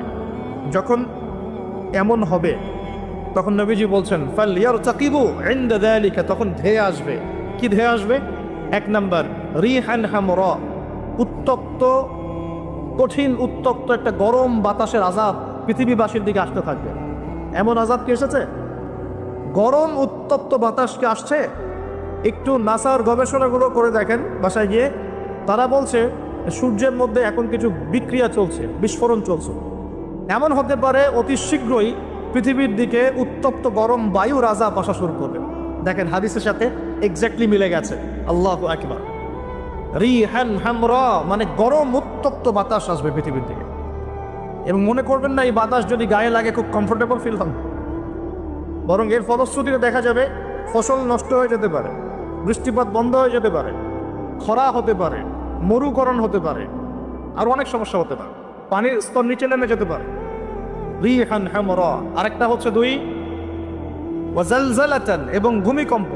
আর নবীজি বলছেন ভূমিকম্প না, নবীজি বলছেন যে বাইনা ইয়াদাই সাআ, কিয়ামতের আগে আগে মুতারুন শাদীদ, মহামারী ছড়িয়ে পড়বে, বড় বড় মহামারী। ওয়া বা'দাহু, আর মহামারীর পরে আসবে সানাওয়াতুজ জালাজিল, ভূমিকম্পের বছরগুলো। ভূমিকম্পের বছরগুলো। সানা মানে একটা বছর, সানাওয়াত মানে অনেকগুলো বছর, জালজালা মানে ভূমিকম্প, জালাজিল মানে ভূমিকম্প সমূহ, অর্থাৎ ভূমিকম্পের বছরগুলো আসছে পৃথিবীর সামনে। আপনার তুরস্কের ভূমিকম্প সম্পর্কে জানেন। কিছু বিষয় আছে যেটা আমি এখনো মেলাতে পারছি না। বুঝলাম যে ভূমিকম্প আল্লাহ পাকের আযাব, আল্লাহর গজব। কাফের মুশরিক মুনাফিকদের উপর যখন আসে তখন এটা গজব বলেই ধরে নেওয়া যায়। আর যখন মুমিন মুসলিমদের উপরে আসে তখন আমরা মনে করি এটা আমাদের হয়তো পাপের শাস্তি, বা আল্লাহ পাক আমাদেরকে সতর্ক করছেন, অথবা রহমত, এর মধ্য দিয়ে আল্লাহ গুনাহ মাফ করে দিবেন। আমরা এমনটা মনে করি, কিন্তু কিছু পয়েন্টস এখনো মেলাতে পারছি না। 1 মাস আগে নেদারল্যান্ডের একজন বিজ্ঞানী বলেছিলেন যে 1.5 মাসের মধ্যে তুরস্কে একটা ভূমিকম্প হবে। 1 মাস আগে নেদারল্যান্ডের একজন বিজ্ঞানী বলেছিলেন 1.5 মাসের মধ্যে তুরস্কে একটা ভূমিকম্প হতে পারে। কিভাবে সে জানলো বা এস্টিমেট করলো এখনো মেলাতে পারি নাই। 2 নম্বর প্রশ্ন, সাম্প্রতিক সময় তুরস্ক আর ওই মুস্তফা কামাল আতাতুর্কের সময়কার তুরস্ক এক নয়। অটোমান এম্পায়ার যখন পরাজিত হয়েছে 1914 থেকে 18-র মধ্যে, এবং ব্রিটেন যে লন্ডনে যাওয়ার জন্য তোমরা পাগল হয়ে থাকো, তারা সমস্ত জিউসদেরকে নিয়ে এই ফিলিস্তিন ভর্তি করে দিয়েছিল। মনে আছে? এই ফিলিস্তিনে ইহুদিরা আসলো থেকে, কার হাত ধরে আসছে? একা একা আসছে না, ব্রিটেনের হাত ধরে আসছে? ব্রিটেনের হাত ধরে আসছে। যেই ব্রিটেনে যাওয়ার জন্য এবং যে লন্ডনের ডলার বা এই পাউন্ড টাউন কি বলে এগুলো আর্ন করার জন্য আপনারা ব্যতিব্যস্ত হয়ে থাকে না, এবং চুলটাও কাটেন লন্ডন স্টাইলে, একদম বাথরুমের কমোডও সব ইংলিশ মাসা, একদম কাট পেস্ট আর কি। তো তারা কি করেছিল? তারা পুরো বিশ্বের শোষণ করেছে, জুলুম করেছে। এমনকি আমাদের এই উপমহাদেশেও 200 বছর তারা রাজত্ব করেছে। আমাদেরকে, আমাদের বাপদাদাদেরকে পাছায় লাথি মেরেছিল এরা। ভুলে গেছেন মনে হয়। আর আমরা তো অ্যাকুরিয়ামে মাছের মতো মেমোরি নিয়ে চলি, আমরা আসলে ভুলে যাই যে আগামীকাল কী হয়েছে, মানে গতকাল কী হয়েছে। তো সেখানে যাওয়ার জন্য আমরা খুব ব্যতিব্যস্ত হয়ে থাকি। তো তারা কি করেছিল? তারা অটোমান এম্পায়ারদেরকে সেখান থেকে সরিয়ে দিয়ে সেখানে ওই জায়গাটা জিউসদের জন্য, ইহুদিদের জন্য উন্মুক্ত করে দিয়েছিল বলি নাউজুবিল্লাহ। ওই জায়গাটা কাদের? এদিকে মনোযোগ দেন। ওই জায়গাটা কাদের? মুসলিমদের না অমুসলিমদের? যে জায়গাটা এখন জিউসরা দখল করে আছে ওই জায়গাটাকে আমাদের না অন্য কারো? কাদের? বাইতুল আকসা, মসজিদুল আকসা কাদের? আমাদের না ওদের? ওটা সরিয়ে ফেলার প্ল্যান হচ্ছে এখন। ওটা সরিয়ে ফেলে ওখানে টেম্পল নির্মাণ করা হবে। এসবের তো আমাদের খবর নাই। আমরা তো ওই যে বললাম না, উঠেন বসেন নিয়ে পড়ে আছি, চা খাওয়া কফি খাওয়া, হ্যাঁ আমাদের এইগুলো মজা, আমরা এগুলো নিয়ে পড়ে আছি বেশি। আল্লাহ আমাদেরকে বোঝার তৌফিক দান করুক। আর যারা দিনকে নিয়ে ফিকির করে তাদেরকে এখন কোণঠাসা করে রাখা উচিত, তাই না? যারা দিনকে নিয়ে সত্যিকারের কিছু ফিকির করে তাদেরকেই জাতির সামনে আজকে খারাপভাবে উপস্থাপন করা হয়েছে। তবে আমি বলবো ধৈর্য ধরেন, কারণ ধৈর্যের চেয়ে উত্তম কোনো গুণ আল্লাহ কাউকে দেন নাই। ইনশাআল্লাহ তাআলা ফাইন্না মাআল উসরি ইউসরা, কষ্টের পরেই আসবে কি? স্বস্তি, ইন্না মাআল উসরি ইউসরা। আবারও বলছি, কষ্টের পরে আসবে কি? স্বস্তি। এটা আসবেই। তো যেটা বলছিলাম পয়েন্ট একটু খেয়াল করেন, তারা কিন্তু ইহুদিদেরকে জায়গা করে দিয়েছে জেরুজালেমে। ওই সময় অটোম্যানদেরকে পরাজিত করে ওরা একজনকে ক্ষমতায় বসিয়েছিল, তার নাম হচ্ছে মোস্তফা কামাল আতাতুর্ক। নাম শুনেছেন? সে যখন ক্ষমতায় এসেছিল তখন পুরো তুরস্কটাকে ইউরোপ বানিয়ে ফেলেছে। কীরকম? ওই যে রাস্তাঘাটে নগ্ন হয়ে মেয়েরা ঘুরে বেড়াচ্ছে, নামাজ বন্ধ, আজান বন্ধ, মাদ্রাসা বন্ধ। আজান যদি দিতেও হয় তাও আরবি ভাষায় না, তুর্কি ভাষায় দেওয়া লাগে। আপনারা জানেন কিনা ওই সময় সব মাদ্রাসা বন্ধ করে দেওয়া হয়েছে, মসজিদগুলো তালা মেরে দেওয়া হয়েছিল। দিন শেখা যাবে না, দাড়ি রাখা যাবে না, মানে একদম জিরো টলারেন্স, ইসলামের এগেনস্টে একদম জিরো টলারেন্স। কার যুগে? মোস্তফা কামাল আতাতুর্কের যুগ। বাট এখন যিনি ক্ষমতায় আছেন এরদোগান, আমরা দোয়া করি তার জন্য, আল্লাহ পাক তাকে দীর্ঘ নেখায় দারাজ করে। এই তুরস্ক কিন্তু আগের তুরস্কের মতো নয়। বিগত 15 থেকে 20 বছরে সে কিন্তু মাশাআল্লাহ ইসলামের কল্যাণে কাজ করার চেষ্টা করছে। আমরা জানি সে ন্যাটোর মধ্যে আছে, আমরা জানি রাশিয়ার সাথে তার একটা বন্ড আছে, আমরা জানি যে সিরিয়া ওয়ারের মধ্যে সে কিছু ভূমিকা রেখেছে। অনেক নেগেটিভ বিষয় আছে, এটা আপনি বলতে পারেন, ঠিক আছে, আমি মানি, বিকজ আমি ওয়ার্ল্ড অ্যাফেয়ার্সের একজন ছাত্র। কিন্তু এটাও আপনাকে দেখতে হবে যে কোন জায়গা থেকে তিনি তুরস্ককে টেনে নিয়ে কোন জায়গায় আসার চেষ্টা করেছেন। তিনি নামাজ চালু করেছেন, মসজিদ উন্মুক্ত করেছেন, মাদ্রাসা শিক্ষা ব্যবস্থার উন্নয়ন করেছেন, ইসলামিক কালচার চালু করেছেন, এই যে সংস্কৃতি ছড়িয়ে ইসলামিক সংস্কৃতি ছড়িয়ে দেওয়ার চেষ্টা করছেন, অটোম্যানদের হারানো সেই গৌরব আবার ফিরে আনার চেষ্টা করছিলেন। এবং এই চেষ্টা ক্রমাগত অব্যাহত আছে কিন্তু, এবং জাতি তাকে কিন্তু খুব ভালোবাসে, জাতি কিন্তু তাকে খুব ভালোবাসে। এখন সাম্প্রতিক সময় যে ইস্যুটা হয়েছিল, কোরআন পুড়িয়ে দেয় ইস্যু, মনে আছে? কোন দেশ পুড়িয়ে দিয়েছিল? সুইডেন, মনে আছে? এই ইস্যুটা নিয়ে কিন্তু সবচেয়ে বেশি প্রতিবাদ করেছে যে রাষ্ট্রটা, তার নাম তুরস্ক। কথা বুঝতে পারছেন? শুধু তাই নয়, ওই ন্যাটোতে যোগদানকে কেন্দ্র করে ন্যাটোর সাথে তার একটা কনফ্লিক্ট চলছে। সুইডেন, ডেনমার্ক, ফিনল্যান্ড এরা যে ন্যাটোর কাছাকাছি আসতে চাচ্ছে, তুরস্ক ডিফিট করছে, না আসা যাবে না। এটা নিয়ে পশ্চিমাদের সাথে তার খুব বাকবিতণ্ডা চলছিল লাস্ট কয়েকদিন থেকে। আপনারা কি খবর দেখেন? আমার লেকচার বুঝতে পারছেন কি? আচ্ছা, বাকবিতণ্ডা চলছে পশ্চিমাদের সাথে। এবার আপনাকে কয়েকটা পয়েন্ট বলি। নেদারল্যান্ডের সেই বিজ্ঞানী কেমন করে বললো যে দেড় মাসের মধ্যে এটা হতে পারে? হ্যাঁ, পয়েন্ট। দুই নাম্বার হচ্ছে এই কয়েকটা ইস্যুর পরে কোরআন পুড়িয়ে দেয় ইস্যু, তুরস্কের প্রতিবাদ, ন্যাটোর কনফ্লিক্ট ইত্যাদি, এই ইস্যুগুলোর মধ্য দিয়ে যখন উত্তপ্ত বাক বিনিময় হচ্ছে, তখন ব্রিটেন, জার্মানি আর ইউএসএ তারা বলে দিয়েছিল 7 দিন 10 দিন আগেই বলে দিয়েছিল যে আগামী 10 দিনের মধ্যে তুরস্কে একটা ভয়াবহ হামলা হতে পারে। কি হতে পারে? হামলা। তারা বলেছে সন্ত্রাসী হামলা হতে পারে। রাষ্ট্রমন্ত্রী ব্রিফ করছিলেন, দেখলাম তিনি বলছেন যে তারা বলছে আমাদের এখানে কিছু একটা হবে, কিন্তু কি হবে, কিভাবে হবে তারা বলছে না। এই পয়েন্টটা এখনো মিলাতে পারছি না। আর তৃতীয় পয়েন্টটা আরো মারাত্মক। এই ভূমিকম্পের ঠিক 2 দিন আগে, 3 দিন আগে ওই 3টা কান্ট্রি তুরস্ক থেকে তাদের কনসুলেট, যে পররাষ্ট্র অধিদপ্তরগুলো থাকে, এগুলো গুটিয়ে চলে গেছে দেশে। তারা কেন 2 দিন আগে 3 দিন আগে সব গুটিয়ে চলে গেল? তবে কি তারা কিছু জানতো? তবে কি এখানে কোনো কিন্তু আছে?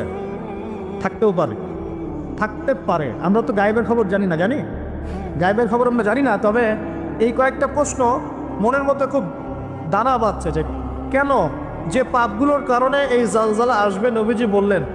এই যে পাপগুলো আপনাকে বললাম একটু আগে, যে পাপগুলোর কারণে জালজালা ভূমিকম্পগুলো আসে, এই পাপ তো আমরাই সবচেয়ে বেশি করছি। তা আসা তো কথা আমার এখানে থাকে, বুঝতে পারছেন না মনে হয়? মাদকদ্রব্যের প্রচলন বাংলার মাটিতে বেশি না কম? কত বেশি?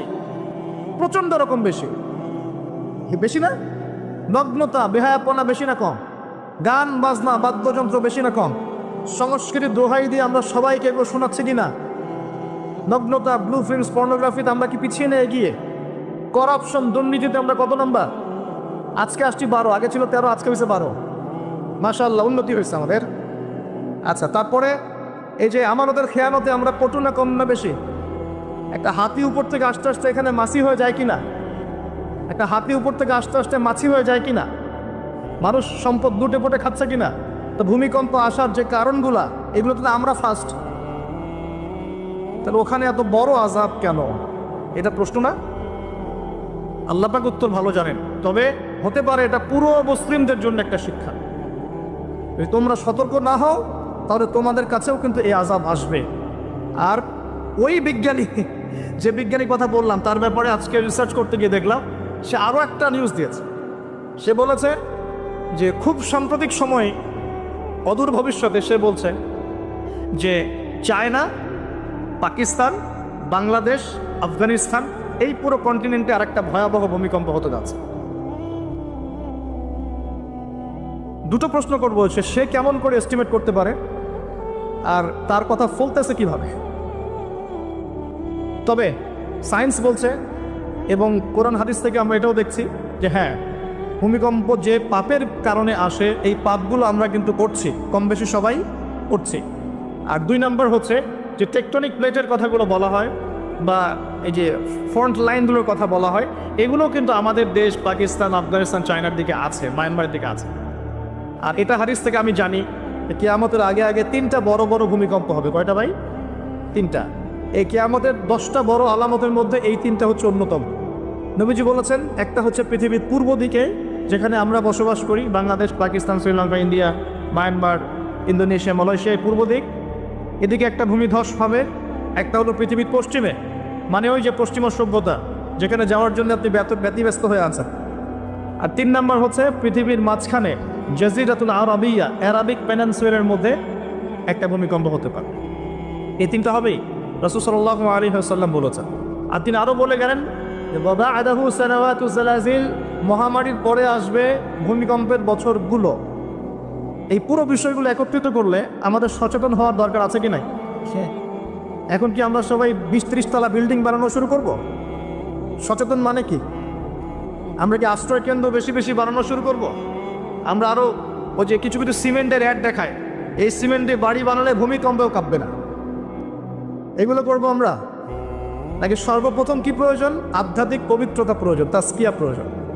আল্লাহ পাক আমাদের সবাইকে তওবা করে ফিরে আসার তৌফিক দান করুন। একই সাথে তাদের সমস্ত ষড়যন্ত্রের ব্যাপারে চোখ কান খোলা রাখার তৌফিক দান করুন। দুটোই দরকার আছে, আছে কি নাই? দুটোই দরকার আছে। আপনারা বাসায় গিয়ে একটা প্রযুক্তি সম্পর্কে পড়াশোনা করেন, আমি আর কিছু বলে দিব না পাবলিকলি।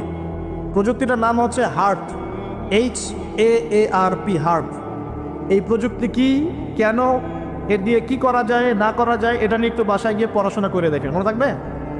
HAARP, হার্ট, মনে থাকবে? এখনই গুগল সার্চ করে দেখে দেন, বাসায় গিয়ে পড়াশোনা করে কি জিনিস এটা, কি করা যায় এটা দিয়ে। আপনাকে বলে দেই, কিন্তু জলবায়ু নিয়ন্ত্রণ করাও শুরু করবে, কারণ সে পুরো বিশ্বটা শাসন করবে। বৃষ্টি দিতে পারবে, দুর্ভিক্ষ দিতে পারবে, প্রোগ্রেসও দিতে পারবে। 40 দিন সে বিশ্বকে শাসন করবে, যার প্রথম দিনটা হবে 1 বছরের সমান, দ্বিতীয় দিনটা হবে 1 মাসের সমান, তৃতীয় দিনটা হবে 1 সপ্তাহের সমান, বাকি দিনগুলো হবে আমাদের দিনের মতোই। প্রত্যেক ভূমিকম্পেই পৃথিবীর আর্নিক গতির পরিবর্তন হচ্ছে। সায়েন্টিস্ট এখন বলছেন পৃথিবীর ভিতরে ইনার কোর বলে যে জায়গাটা আছে, এটা এখন উল্টা দিকে ঘোরা শুরু করেছে। তো একদিন যে 1 বছরের সমান হবে, এই বিষয়ে আমার কোনো সন্দেহ নাই। মহাবিশ্বে এমন কিছু একটা হবে যাতে করে পৃথিবীর আর্নিক গতির মধ্যে পরিবর্তন আসবেই। নাহলে নবী সাল্লাল্লাহু আলাইহি ওয়াসাল্লাম বলতেন না প্রথম দিনটা হবে 1 বছরের সমান। সাহাবীরাও প্রশ্ন করছেন, ইয়া রাসূলুল্লাহ সাল্লাল্লাহু আলাইহি ওয়াসাল্লাম, আমরা তখন কিভাবে নামাজ পড়ব? নবীজি বললেন, তোমরা অনুমান করে, হিসেব করে নামাজ পড়ে নিবে। মনে করেন যদি এখন সূর্য আর না ওঠে, তাহলে কি আমরা একটা টাইম বের করে করে নামাজ পড়তে পারবো না? মনে করেন সকালে সূর্য উঠেছে আর রাত হচ্ছে না, আটকে গেছে পৃথিবী, তাহলে কি টাইম হিসেব করে করে নামাজ পড়তে পারবো কি না? নবীজি এই পরামর্শ দিচ্ছিলেন যে তোমরা সময় হিসেব করে নামাজ পড়ে নেবে। দ্বিতীয় দিনটা হবে 1 মাসের সমান, আর তৃতীয় দিনটা হবে 1 সপ্তাহের সমান। এবং সে এই পৃথিবীটাকে শাসন করবেই। এবং নবীজি একটা হাদিসে বলছেন, পৃথিবীর মক্কা মদিনা বাদ দিয়ে এমন কোনো জায়গা নাই যেখানে সে বিচরণ করবে না। সফে সালাহিন বলছেন তার বিচরণ দুভাগেও হতে পারে। এক, সে নিজে বিচরণ করবে, আল্লাহ তাকে সেই ক্ষমতা দিবেন, অথবা সে প্রত্যেকটা জায়গায় তার অনুসারী তৈরি করবে যারা তার হয়ে কাজ করবে। দুটো ব্যাখ্যাই যৌক্তিক, যৌক্তিক না? একজন ব্যক্তি কি একা একাই বিশ্বকে শাসন করতে পারে, নাকি তার কোনো ফলোয়ার্স লাগবে? ফলোয়ার্স লাগবে না? এখানে তার ফলোয়ার্স কারা? নবীজি বলছেন ইস্পাহানের 70,000 ইহুদি তাকে ফলো করে। এই পৃথিবীতে আমাদের ভালোবাসার কেন্দ্র কি হবেন? সমস্ত কিছু ভালোবাসার ঊর্ধ্বে কার স্থান হবে? আর আল্লাহ বলেছেন যদি তোমরা আমাকে সত্যিকার অর্থেই ভালোবাসো, কুল ইন কুনতুম তুহিব্বুনাল্লাহ ফাত্তাবিউনি, যদি তোমরা সত্যিকার অর্থে আল্লাহকে ভালোবাসো, আল্লাহর ভালোবাসা পেতে চাও, তাহলে একটা কাজ করো। কি করো? ফাত্তাবিউনি, কার অনুসরণ করো? মুহাম্মদুর রাসূলুল্লাহ সাল্লাল্লাহু আলাইহি ওয়াসাল্লাম। আপনি আর আমি আমাদের জীবনের প্রতিটা কাজ যদি মুহাম্মদ সাল্লাল্লাহু আলাইহি ওয়াসাল্লামের তরিকা মতো করি, আপনি প্রমাণ করে দিবেন হে আল্লাহ আমি তোমাকে ভালোবাসি, এবং আপনিও আল্লাহর ভালোবাসা পাবেন ইনশাআল্লাহ। শুধু তাই নয়, শুধু ভালোবাসাই নয়, ওয়ায়াগফির লাকুম যুনুবাকুম, তোমাদের সমস্ত পাপ মাফ করে দেব ইনশাআল্লাহ। আল্লাহু গফুর রহিম, আল্লাহ পাক হচ্ছেন পরম করুণাময়, অসীম দয়ালু। এখন নবী সাল্লাল্লাহু আলাইহি ওয়াসাল্লামকে অনুসরণ কিভাবে করবেন? ঘুমাবেন কার মতো? রাসূলের মতো। উঠবেন কার মতো করে? ওযু করবেন কার মতো? বাথরুমে যাবেন কার মতো? বের হবেন কার মতো? নামাজ পড়বেন কার মতো করে? তেলাওয়াত করবেন কার মতো? জিকির করবেন কার তরিকায়? ব্যবসা করবেন কার তরিকায়? চাকরি বাকরি কার তরিকায় করবেন? বিভিন্ন সেক্টরে দায়িত্ব কার মতো করে পালন করবেন? একজনই আপনার উসওয়াতুল হাসানাহ, লাকাদ কানা লাকুম ফি রাসূলিল্লাহি উসওয়াতুল হাসানাহ। একজনকে আল্লাহ পাক রোল মডেল করেছেন। একজনকে কি করেছেন? Role model. তাকে ফলো করলে ইনশাআল্লাহ আপনি জান্নাতে চলে যাবেন। আর এটা কি শুধু জীবনের একটা ক্ষেত্রে করবেন না সমস্ত ক্ষেত্রে করবেন? আল্লাহ তৌফিক দান করুন। আর নবী সাল্লাল্লাহু আলাইহি ওয়াসাল্লামকে যারা ভালোবাসেন তাদেরকে আপনি ভালোবাসবেন। নবী সাল্লাল্লাহু আলাইহি ওয়াসাল্লামকে যারা ভালোবাসেন তাদেরকে আপনি ভালোবাসবেন। যারা নবীকে ভালোবাসে না তাকে কি ভালোবাসবেন? ভালোবাসার মানদণ্ড কি হবে? আল্লাহর জন্য ভালোবাসবো, আল্লাহর জন্যেই ঘৃণা করব। এটা আল্লাহর জন্য কাছে আসা, আল্লাহর জন্যই দূরে যাওয়া। আরশের নিচে আল্লাহ পাক যে কয় শ্রেণীর মানুষকে আশ্রয় দিবেন, যে 7 শ্রেণীর মানুষকে, তার মধ্যে এক শ্রেণী আছে এমন 2 ব্যক্তি যারা পরস্পরকে শুধু আল্লাহর জন্য ভালোবাসে। কেউ যদি কাউকে আল্লাহর জন্য ভালোবাসে, তার উচিত তাকে জানিয়ে দেয়া যে হে অমুক ভাই, আমি আপনাকে আল্লাহর জন্য ভালোবাসি। অমুক দিনী বোনকে বলতে পারে আমি আপনাকে আল্লাহর জন্য ভালোবাসি। এক ভাগ ভালোবাসা দিয়ে পৃথিবী চলছে। এবার আসেন, এই দুনিয়ার জীবনে আল্লাহ পাক রিজিকের পাশাপাশি একজন আদর্শ দিলেন, উসওয়াতুল হাসানাহ দিলেন, তাকে ফলো করতে বললেন। এবং তিনি একমাত্র ব্যক্তি যাকে কবরে দেখানো হবে, প্রশ্ন করা হবে মান হাযা রাজুল বুইসা ফীকুম। মনে রাখবেন, তিনি একমাত্র ব্যক্তি যিনি আপনার জন্য, আমার জন্য, কবিরা গুনাহগার ব্যক্তিদের জন্য কিয়ামতের মাঠে সুপারিশ করবেন। তিনি একমাত্র ব্যক্তি যিনি হাউজে কাউসারে পানি নিয়ে আমাদের জন্য অপেক্ষা করবেন। তিনি একমাত্র ব্যক্তি যার সুপারিশ আল্লাহ পাক কবুল করবেন ইনশাআল্লাহু আযজা ওয়া জাল। কিয়ামতের মাঠে যখন সবাই ইয়া নাফসি ইয়া নাফসি বলবে, তিনি একমাত্র ব্যক্তি যিনি বলবেন ইয়া উম্মতি ইয়া উম্মতি। অতএব আমরা সবাই যেন বিনা বাক্যবে মুহাম্মদ সাল্লাল্লাহু আলাইহি ওয়াসাল্লামকে আমাদের আদর্শ মেনে নেই এবং তার সুন্নত অনুযায়ী জীবনযাপন করার চেষ্টা করি। আল্লাহুম্মা আমিন। আল্লাহ তৌফিক দান করুন। এই দুনিয়ার জীবনে ওই এক ভাগ ভালোবাসার মধ্যে আমরা কয়েক শ্রেণীর মানুষকে ভালোবাসি। দেখেন, 1 নাম্বার পিতামাতা, তাই না? 2 নাম্বার স্ত্রী, 3 নাম্বার সন্তান সন্ততি, 4 নাম্বার আত্মীয় স্বজন, পাড়া প্রতিবেশী, এবং আমরা যে দেশে থাকি সে দেশকে ভালোবাসি না? ভালোবাসি। এই ভালোবাসাগুলো কিন্তু বৈধ। এই ভালোবাসাগুলো কি বৈধ? এখানে একটা বিষয় বুঝতে হবে যে ভালোবাসার ঘৃণা করার মানদণ্ড কে দিবে? আল্লাহ এবং তার রাসূল। এই মানদণ্ডে ভালোবাসবেন। যে ভালোবাসা বা যে আবেগ আল্লাহ এবং তার রাসূলের বিধানের অনুকূলে যায় না, সেটাকে করবেন। দুটো বিষয়, পবিত্র ভালোবাসা, আল্লাহ কর্তৃক স্বীকৃত বৈধ ভালোবাসা, এটা একটা। আর একটা এর বিপরীত শক্তি শয়তান কর্তৃক স্বীকৃত ভালোবাসা। আমার কথাটা একটু গভীরভাবে বোঝেন। একটা হচ্ছে আল্লাহর পক্ষ থেকে স্বীকৃত বৈধ ভালোবাসা, এর বিপরীতে হচ্ছে একটা প্রবৃত্তিগত পাশবিক দাসত্ব শয়তান কর্তৃক স্বীকৃত। কথা বুঝতে পারছেন? আল্লাহ কর্তৃক স্বীকৃতের মধ্যে আমরা পিতা মাতাকে ভালোবাসবো, বরং পিতা মাতাকে যে ভালোবাসবে না এবং তাদের খেদমত করে জান্নাত লাভ করতে পারবে না, এই সন্তানদেরকে নবী সাল্লাল্লাহু আলাইহি ওয়াসাল্লাম অভিশাপ দিয়েছেন। মায়ের সাথেই জান্নাত জড়িত আছে, পিতার সন্তুষ্টির সাথেই সন্তানের ফয়সালা জড়িত আছে। তো পিতা মাতাকে যে বৃদ্ধ অবস্থায় পেল, তাদের খেদমত করে জান্নাত লাভ করতে পারলো না, এদের জন্য ধ্বংস। নবী সাল্লাল্লাহু আলাইহি ওয়াসাল্লাম বলেছেন আমিন। আমরা এখন একটা সমস্যা দেখতে পারি, অনেক পিতামাতা এসে অভিযোগ করে সন্তান খোঁজ খবর নেয় না, সন্তান ভালোবাসে না, সন্তান হক আদায় করে না। মনে রাখবেন, একজন পিতার একদিনের আত্মত্যাগ আর একজন মায়ের শুধু প্রসব বেদনা, এর হক সারা জীবন তাদের খেদমত করে আমরা শোধ করতে পারবো না। পিছের চামড়া তুলে পাপোশ বানালেও মা বাবার ঋণ কখনো শোধ হবে না। হবে? কোন সন্তানরা এমন করছে?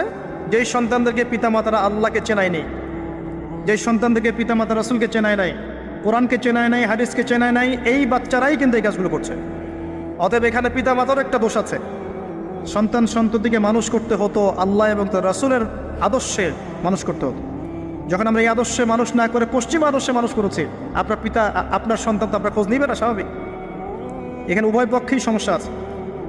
আমরা রিকোয়েস্ট করবো পিতামাতাদেরকে সন্ততিদেরকে মানুষ করেন নবী সাল্লাল্লাহু আলাইহি ওয়াসাল্লামের সুন্নাহ মোতাবেক। এবং আমাদের যে জেনারেশন আমরা আছি, যারা যুবক আছি, আমাদের উচিত হবে এটা মনে রাখা যে আমরাও একদিন পিতামাতা হব। আজকে আমরা যা করছি আমাদের পিতামাতার সাথে, কালকে আমাদের সন্তানরাও কিন্তু আমাদের সাথে এটাই করবে, মনে রাখবেন। অতএব পিতামাতার হক আদায় করুন, আল্লাহ এবং তার রাসূলের পরেই আপনার পিতামাতার হক। ওয়া ক্বাদা রাব্বুকা আল্লা তা'বুদা ইল্লা ইয়্যাহু ওয়া বিল ওয়ালিদাইনি ইহসানা ইম্মা ইয়াবলুগান্না ইনদাকা আল-কিবারা আহাদুহুমা আও কিলাহুমা ফালা তাকুল লাহুমা উফফিন ওয়া লা তানহারহুমা ওয়া কুল লাহুমা কাওলান কারীমা ওয়াহফিজ লাহুমা জানাহা আয-যুল্লি মিনার রাহমা ওয়া কুর রাব্বিরহামহুমা কামা রাব্বায়ানি সগীরা। এই দোয়াটা আমরা সবাই বেশি বেশি করব, আল্লাহ পাক তৌফিক দান করুন। এই ভালোবাসা বৈধ নয় কি? এটা বৈধ ভালোবাসা নয়? এই ভালোবাসলে আপনি নেকি পাবেন, আল্লাহ সন্তুষ্টি পাবেন ইনশাআল্লাহ। এবার আসেন সন্তানদেরকে ভালোবাসা, এটা বৈধ নয়? সন্তানদেরকে যদি এই উদ্দেশ্যে ভালোবাসি যে এই সন্তানরা বড় হয়ে আল্লাহর পথের দায়ী হবে, আলেম হবে, দ্বীনের খেদমত করবে, মানুষের কল্যাণ করবে, সুনাগরিক হবে, ভালো মানুষ হবে, এই সন্তান আমার জন্য সদকায়ে জারিয়ার মাধ্যম হবে না? হবে ইনশাআল্লাহ। এই সন্তানকে মানুষ করতে গিয়ে ভালোবাসা বৈধ, এর জন্য আপনি নেকি পাবেন ইনশাআল্লাহ তাআলা। বোনকে ভালোবাসেন না?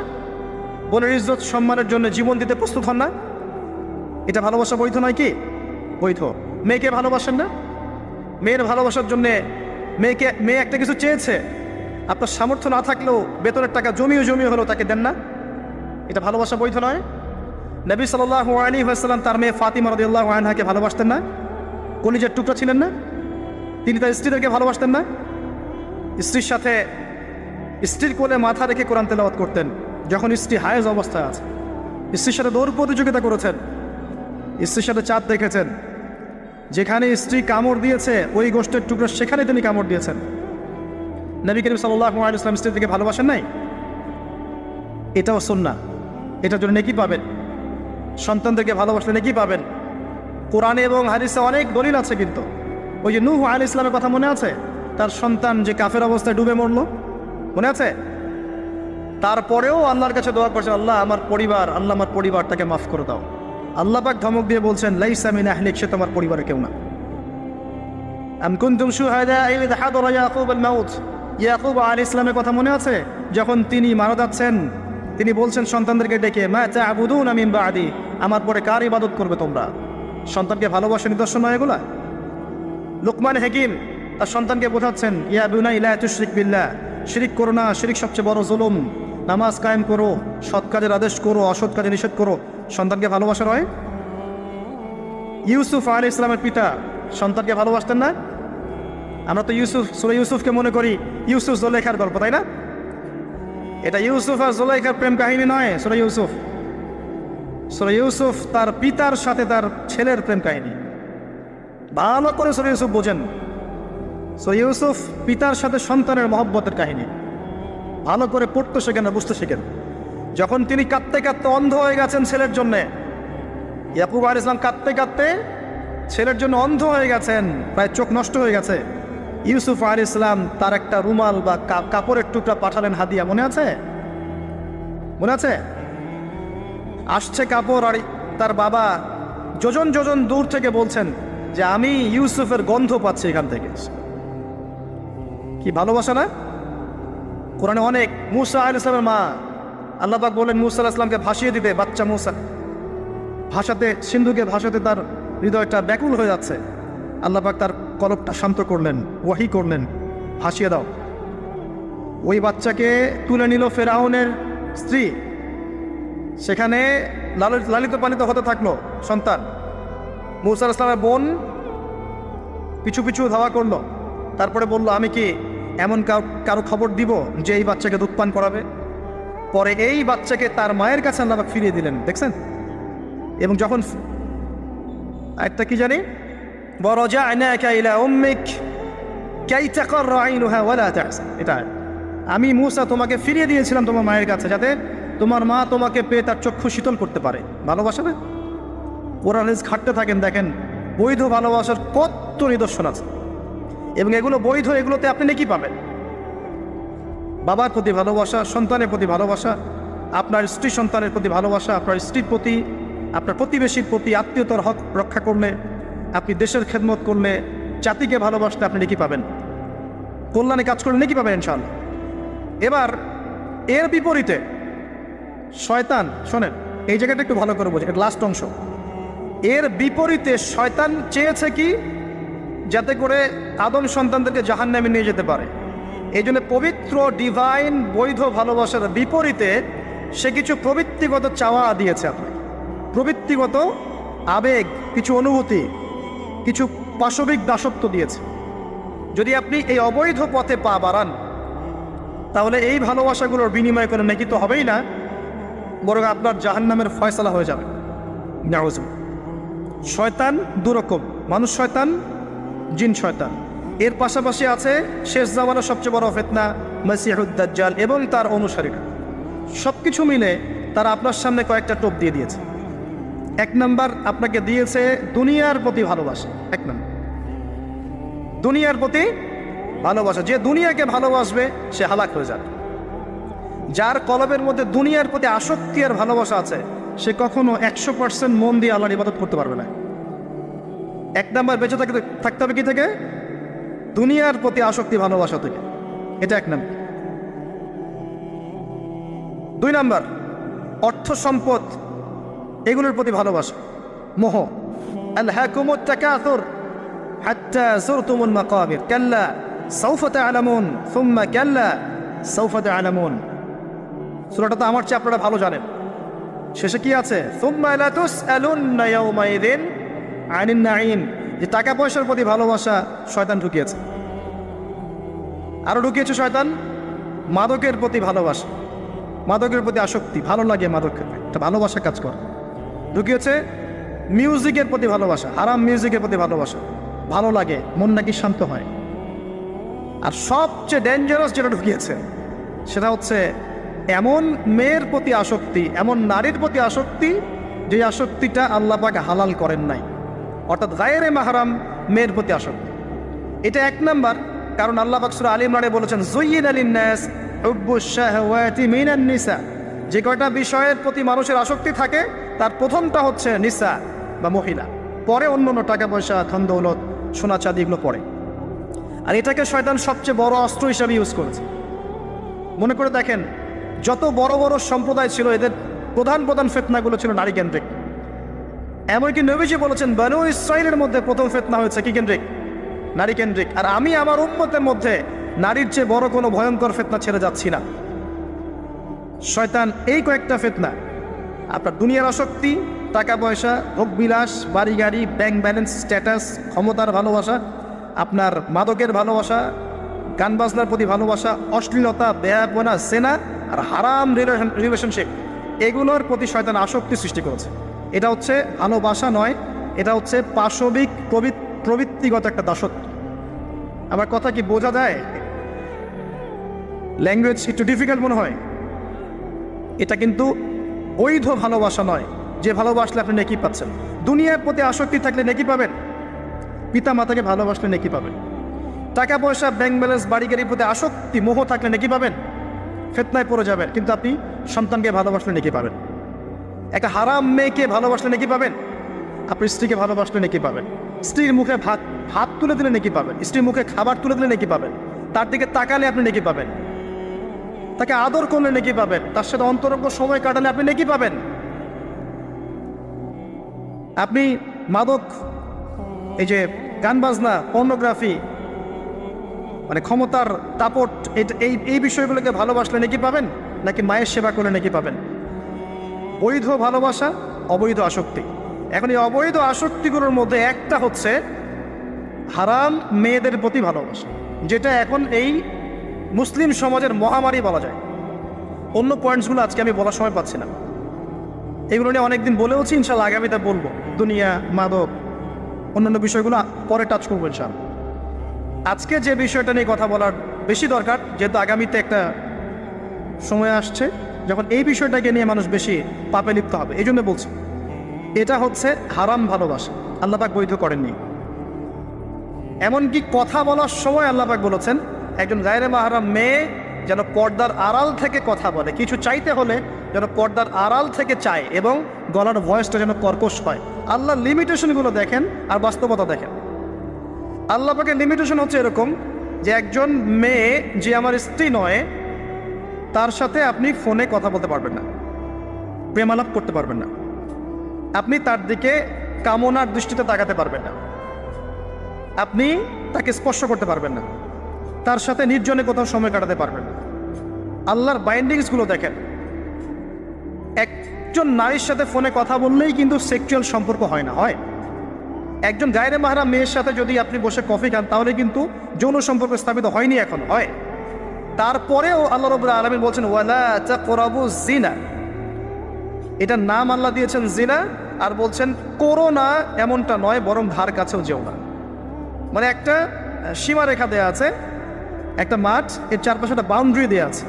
বাউন্ডারি বলছেন তো, আল্লাহ বলছেন মাঠে ঢুকো না এমনটা বলছেন না, আল্লাহ বলছেন মাঠের বাউন্ডারির কাছেও যেও না। কথা বুঝতে পারছেন? ফল খেও না, না ওয়ালা তাকরাবা হাদিহিশ শাজারা, এই গাছটার কাছেও যেও না। মিলাতে পারছি, আমি বুঝাতে পারছি? আদম এবং হাওয়া আলাইহিস সালাম এই গাছের ফল খেও না এমন কথা ছিল না, কথা ছিল এই গাছের কাছেও যেও না। একই কথা আল্লাহ বলছেন জেনা করো না নয়, ওয়ালা তাকরাবুজ জিনা, জিনার কাছেও যেও না। এখন এটা হচ্ছে আল্লাহর নিষেধাজ্ঞার একটা বাইন্ডিংস, লস, একটা একটা পিলার, একটা বাউন্ডারি। আর আপনি বাস্তবতা দেখবেন ভিন্ন, যে গায়রে মাহরাম ছেলে মেয়ে এরা অ্যাডাল্ট, এদের যৌন চাহিদা আছে, সেক্সুয়াল চাহিদা আছে, একে অপরের সাথে কোনো মাহরামের সম্পর্ক নাই। এরা পড়াশোনার নামেই হোক, চাকরি বাকরির নামেই হোক, ভ্যালেন্টাইন্সের নামেই হোক, যে কোনো নামেই হোক, এরা একে অপরের সাথে মিলেমিশে একাকার। এরা কথা বলছে, কথা বলার পরে আরও কাছে যাচ্ছে, ভালোবাসার প্রণয় বিনিময় করছে, এক পর্যায়ে কফি খাচ্ছে, ডেটিংয়ে যাচ্ছে, ঘুরছে ফিরছে, এই করতে করতে করতে এক পর্যায়ে তারা হারাম জেনায়ও লিপ্ত হয়ে গেল, বিছানায় চলে গেল। এই সম্পর্কের পর দেখা যায় সম্পর্ক ব্রেকআপ, শেষ। এবং এই ঘটনাগুলোর নাম দিচ্ছি আমরা কাছে আসার গল্প। কার কাছে? যার কাছে আল্লাহ যেতেও নিষেধ করেছে, বলে আত্মাক করা বুঝছে না। আর আমরা বলছি না, কাছে আসারই তো গল্প। কাছে আসার গল্প হতে পারে মায়ের সাথে, মায়ের কাছে আসার গল্প হতে পারে, স্ত্রীর কাছে আসার গল্প হতে পারে, আমার সন্তানের কাছে আসার গল্প হতে পারে, দেশের কাছে আসার গল্প হতে পারে। কিন্তু হারাম জেনার কাছে আসার কোনো গল্প হতে পারে না। কি হতে পারে? জাহান্নামের উপন্যাস হতে পারে। কি হতে পারে? জাহান্নামের আমল নামার একটা উপন্যাস হতে পারে। উপন্যাস বোঝেন না? আল্লাহ পাক এই যে কিয়ামতের মাঠে আমল নামা ছুঁড়ে দিবেন, ছুঁড়ে দিয়ে আমল নামা ঘুরতে থাকবে, কারো ডান হাতে কারো বাম হাতে।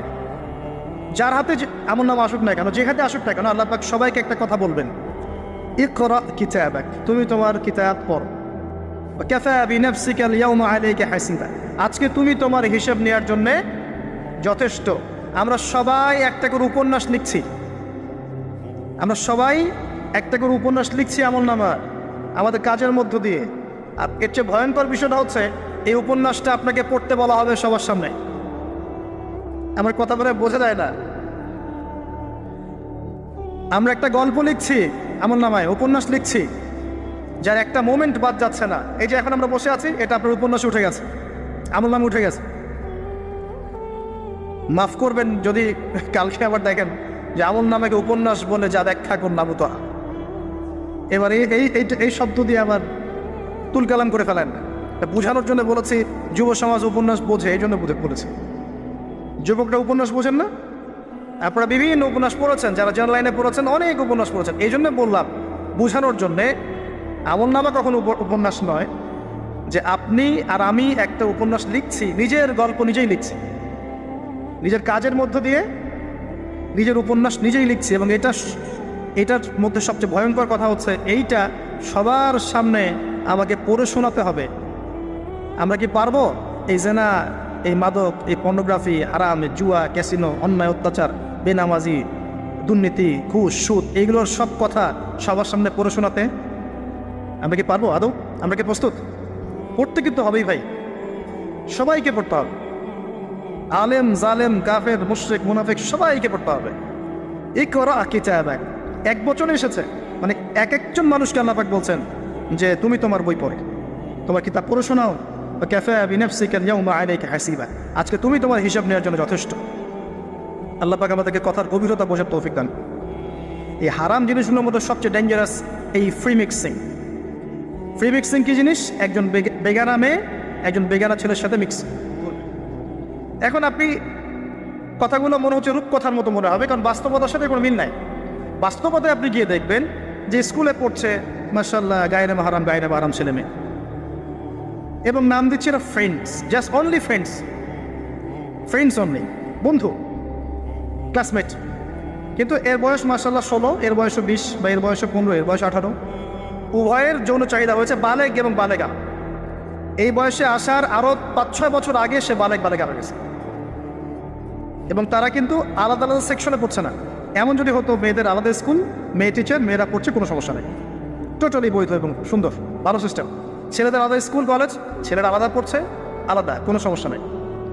সমস্যা কোথায়? যখন এক ছাদের নিচে আমি সবাইকে বসিয়ে দিয়েছি এবং এরা একে অপরের সাথে মিক্স করছে। যেখানে আল্লাহ বলছেন কাছেও যেও না, এরা কথা বলছে, নোট টেক চেঞ্জ করছে, একে অপরের সাথে গ্রুপ স্টাডি করছে, কফি খাচ্ছে, দেখা সাক্ষাৎ করছে, ডেটিং করছে, একে অপরের সাথে যৌন মিলনও করছে, একে অপরের সাথে বসে পর্ন দেখছে, যৌন মিলন করছে, সেক্সুয়াল সম্পর্ক স্থাপন করছে, এবং মানুষ বুঝাচ্ছে এদেরকে এই সম্পর্কটা বৈধ, ভালো সম্পর্কটা পবিত্র, পরে বিয়ে করে নিলে হয়ে গেল। কারণ এই হচ্ছে এটা বাস্তবতা। বাস্তবতার সাথে ওয়ালা তাকরাবু জিনা আয়াতের কোনো মিল আছে? বাস্তবতা এক জায়গায়, কোরআন এক জায়গায়। এরপরে দাবি করছি আমরা মুসলিম, স্টিল আমরা দাবি করছি আমরা মুসলিম। এবং এই ফ্রি মিক্সিংয়ের ফলে শত শত যুবক যুবতীর ইজ্জত চলে গেছে। শত শত না, সংখ্যাটা সহস্র লক্ষ হবে, আরও বেশি হতে পারে, আল্লাহু আ'লাম। এগুলো তো প্রকাশ্য, গোপনে যে কত কি হচ্ছে আপনি তো জানেন না। যে সন্তান, যে মেয়েটাকে আপনি ছোট মনে করছেন, অলরেডি যে সে কতগুলো ছেলেকে এভাবে ছেলে বদল করতে করতে করতে করতে করতে করতে এই জায়গায় আসছে আপনি জানেনই না। আর যে ছেলেটাকে আপনি ছোট্ট মনে করছেন, এ যে কতগুলো গার্লফ্রেন্ড চেঞ্জ করতে করতে এই জায়গায় আসছে আপনি জানেন না। এবং এগুলোকে সে মনে করছে পবিত্র সম্পর্ক, কোনো সমস্যা নাই। কোনো কোনো ক্ষেত্রে দেখা যায় হিন্দু মুসলিম তারাও প্রেম করছে, বন্ধু বান্ধব, এবং তার কনসেপ্টটা হচ্ছে এমন যে সমস্যা নাই, পরে বিয়ে করে নিব, এটা চলছে। এবং এদেরকে আমরা উস্কে দিব এভাবে যে 14 ফেব্রুয়ারিতে তোমরা অবাধে মেলামেশা করতে পারো, কোনো সমস্যা নেই, বরং এটা হচ্ছে তোমাদের মত প্রকাশের স্বাধীনতা। এবং আমরা এটাও বোঝাবো ওদেরকে যে যারা এগুলোর বিরুদ্ধে বলবে তারা মৌলবাদী, তারা সমাজের উন্নতি, অগ্রগতি, প্রগতি চাচ্ছে না। তারা চাচ্ছে না তোমরা এগিয়ে যাও, বরং তারা তোমাদেরকে পিছিয়ে দিতে চাচ্ছে। কোথায় এগিয়ে নিচ্ছি আমরা এদেরকে? আমি জানি কোথায় নিচ্ছেন, এক্স্যাক্টলি বলতে পারবো কোথায় নিচ্ছেন। ইলাল নার, জাহান্নামের দিকে, জাহান্নামের দিকে এগিয়ে নিচ্ছেন, আর কোনো দিকে নয়। আসেন, এই মিক্সিংটা এখানে শেষ হলো না। এরপরে যখন সে কলেজ লাইফে গেল, সেখানেও দেখবেন সেম দৃশ্য, একই অবস্থা। দেখা যায় কলেজে মাঝে মাঝে আন্দোলন হয় না? আন্দোলনে দেখবেন যে ছেলে মেয়ে একসাথে, ছেলের কাঁধে, মেয়ের কোলের মধ্যে ছেলে মাথা দিয়ে স্লোগান দিচ্ছে, মনে হচ্ছে যেন স্ত্রী। সুবহানাল্লাহ। হ্যাঁ, দেখবেন বিভিন্ন আন্দোলনের সময় দেখবেন কলেজ বিশ্ববিদ্যালয়গুলোতে, আমরা তো পড়েছি, আমরা তো বলতে পারবো, আন্দোলন হচ্ছে, বান্ধবী বসে আছে, বান্ধবীর কোলে মাথা দিয়ে বন্ধু, মনে হচ্ছে যেন স্ত্রী না পাবলিক প্রপার্টি, আল্লাহ ভালো জান। তা পাবলিক প্রপার্টি যে কেউ ভোগ করতে পারে। এটা কলেজে শেষ থাকলো না, ইভেন স্কুল কলেজের মধ্যে দেখবেন যে আপনি টিচার একজন পড়াচ্ছেন, পুরুষ টিচার, এর চারপাশে মেয়েরা গোল করে বসে আছে ব্যাচ, পুরুষ টিচার মেয়েদের ব্যাচ পড়াচ্ছেন, মেয়েরা সবাই তার গায়ে মারাম। দর্শনটা এখানে এরকম না, এরা তো আমার মেয়ের মতো, এরা তো আমার মেয়ের মতো। জাস্ট এভাবে, তুমি তো আমার মেয়ের বয়স। কথা বুঝতে পারছেন? তুমি তো আমার মামনির মতো। আর ওই মেয়েকে বোঝানো হচ্ছে টিচার তোমার বাবার মতো।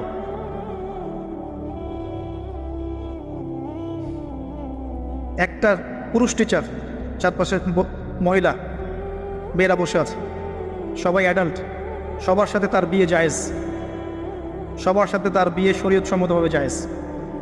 তারপর একটা ফিলোসফি দর্শন ঢুকিয়ে দিয়ে তুমি তোমার মেয়ের মতো। অহরহ মেয়েদের ইজ্জত হারাচ্ছে, অহরহ। আপনারা সেকুলার পত্রিকাগুলো এবং মিডিয়াগুলো ঘাটতে থাকেন, দেখেন কি পরিমাণে ছাত্রীদেরকে টিজিংটা বেড়েছে, কি পরিমাণে বেড়েছে। এমন অনেক ছাত্রী আছে, আমি বিভিন্ন রাষ্ট্রের নিউজ দেখি যে টিচাররা, একটা স্কুলের টিচাররা মিলে প্রাইমারি স্কুল থেকে শুরু করে হাই স্কুল পর্যন্ত অসংখ্য ছাত্রীকে রেপ করেছে, ভিডিও ধারণ করেছে। এখানে মহিলা টিচাররা ইনভলভ ছিলেন, এমন নিউজ এসেছে। এবং অ্যাসিড দিয়ে মুখ ঝলসে দেওয়ার ভয় দেখিয়ে কাজ করা হয়েছে দীর্ঘদিন ধরে। ভয়ে মেয়েরা কিছু বলতে পারে নাই। আবার সেদিন একটা রেপিস্টেড ক্রাইম দেখলাম, র্যাব ধরেছে। র্যাবের অফিসার যিনি ব্রিফ করছেন তিনিও অবাক, যে আমরা অবাক হয়ে গেছি এর ঘটনা দেখে। সে রেপিস্ট কিন্তু মুসলিম না, ভাগ্যিস সে অন্য ধর্মের না। যদি মুসলিম হতো তাহলে এটা নিয়ে আবার প্রচারণা শুরু হয়ে যেত। আমি তার ধর্মের নাম বলবো না, আমি জানি তার ধর্ম এটা শিক্ষা দেয়, যেভাবে ইসলাম এটা শিক্ষা দেয় না, অন্য ধর্ম এটা শিক্ষা দেয়। সে কি করেছে, রেপ করার পরে মেয়ে যেন গর্ভবতী না হয় সে সেভাবে তার শারীরিক একটা মানে মেডিকেল ট্রিটমেন্ট করিয়েছে। আমি জানি না, আসলে আমি এইসব বিষয়ে খুব একটা ভালো জানি না।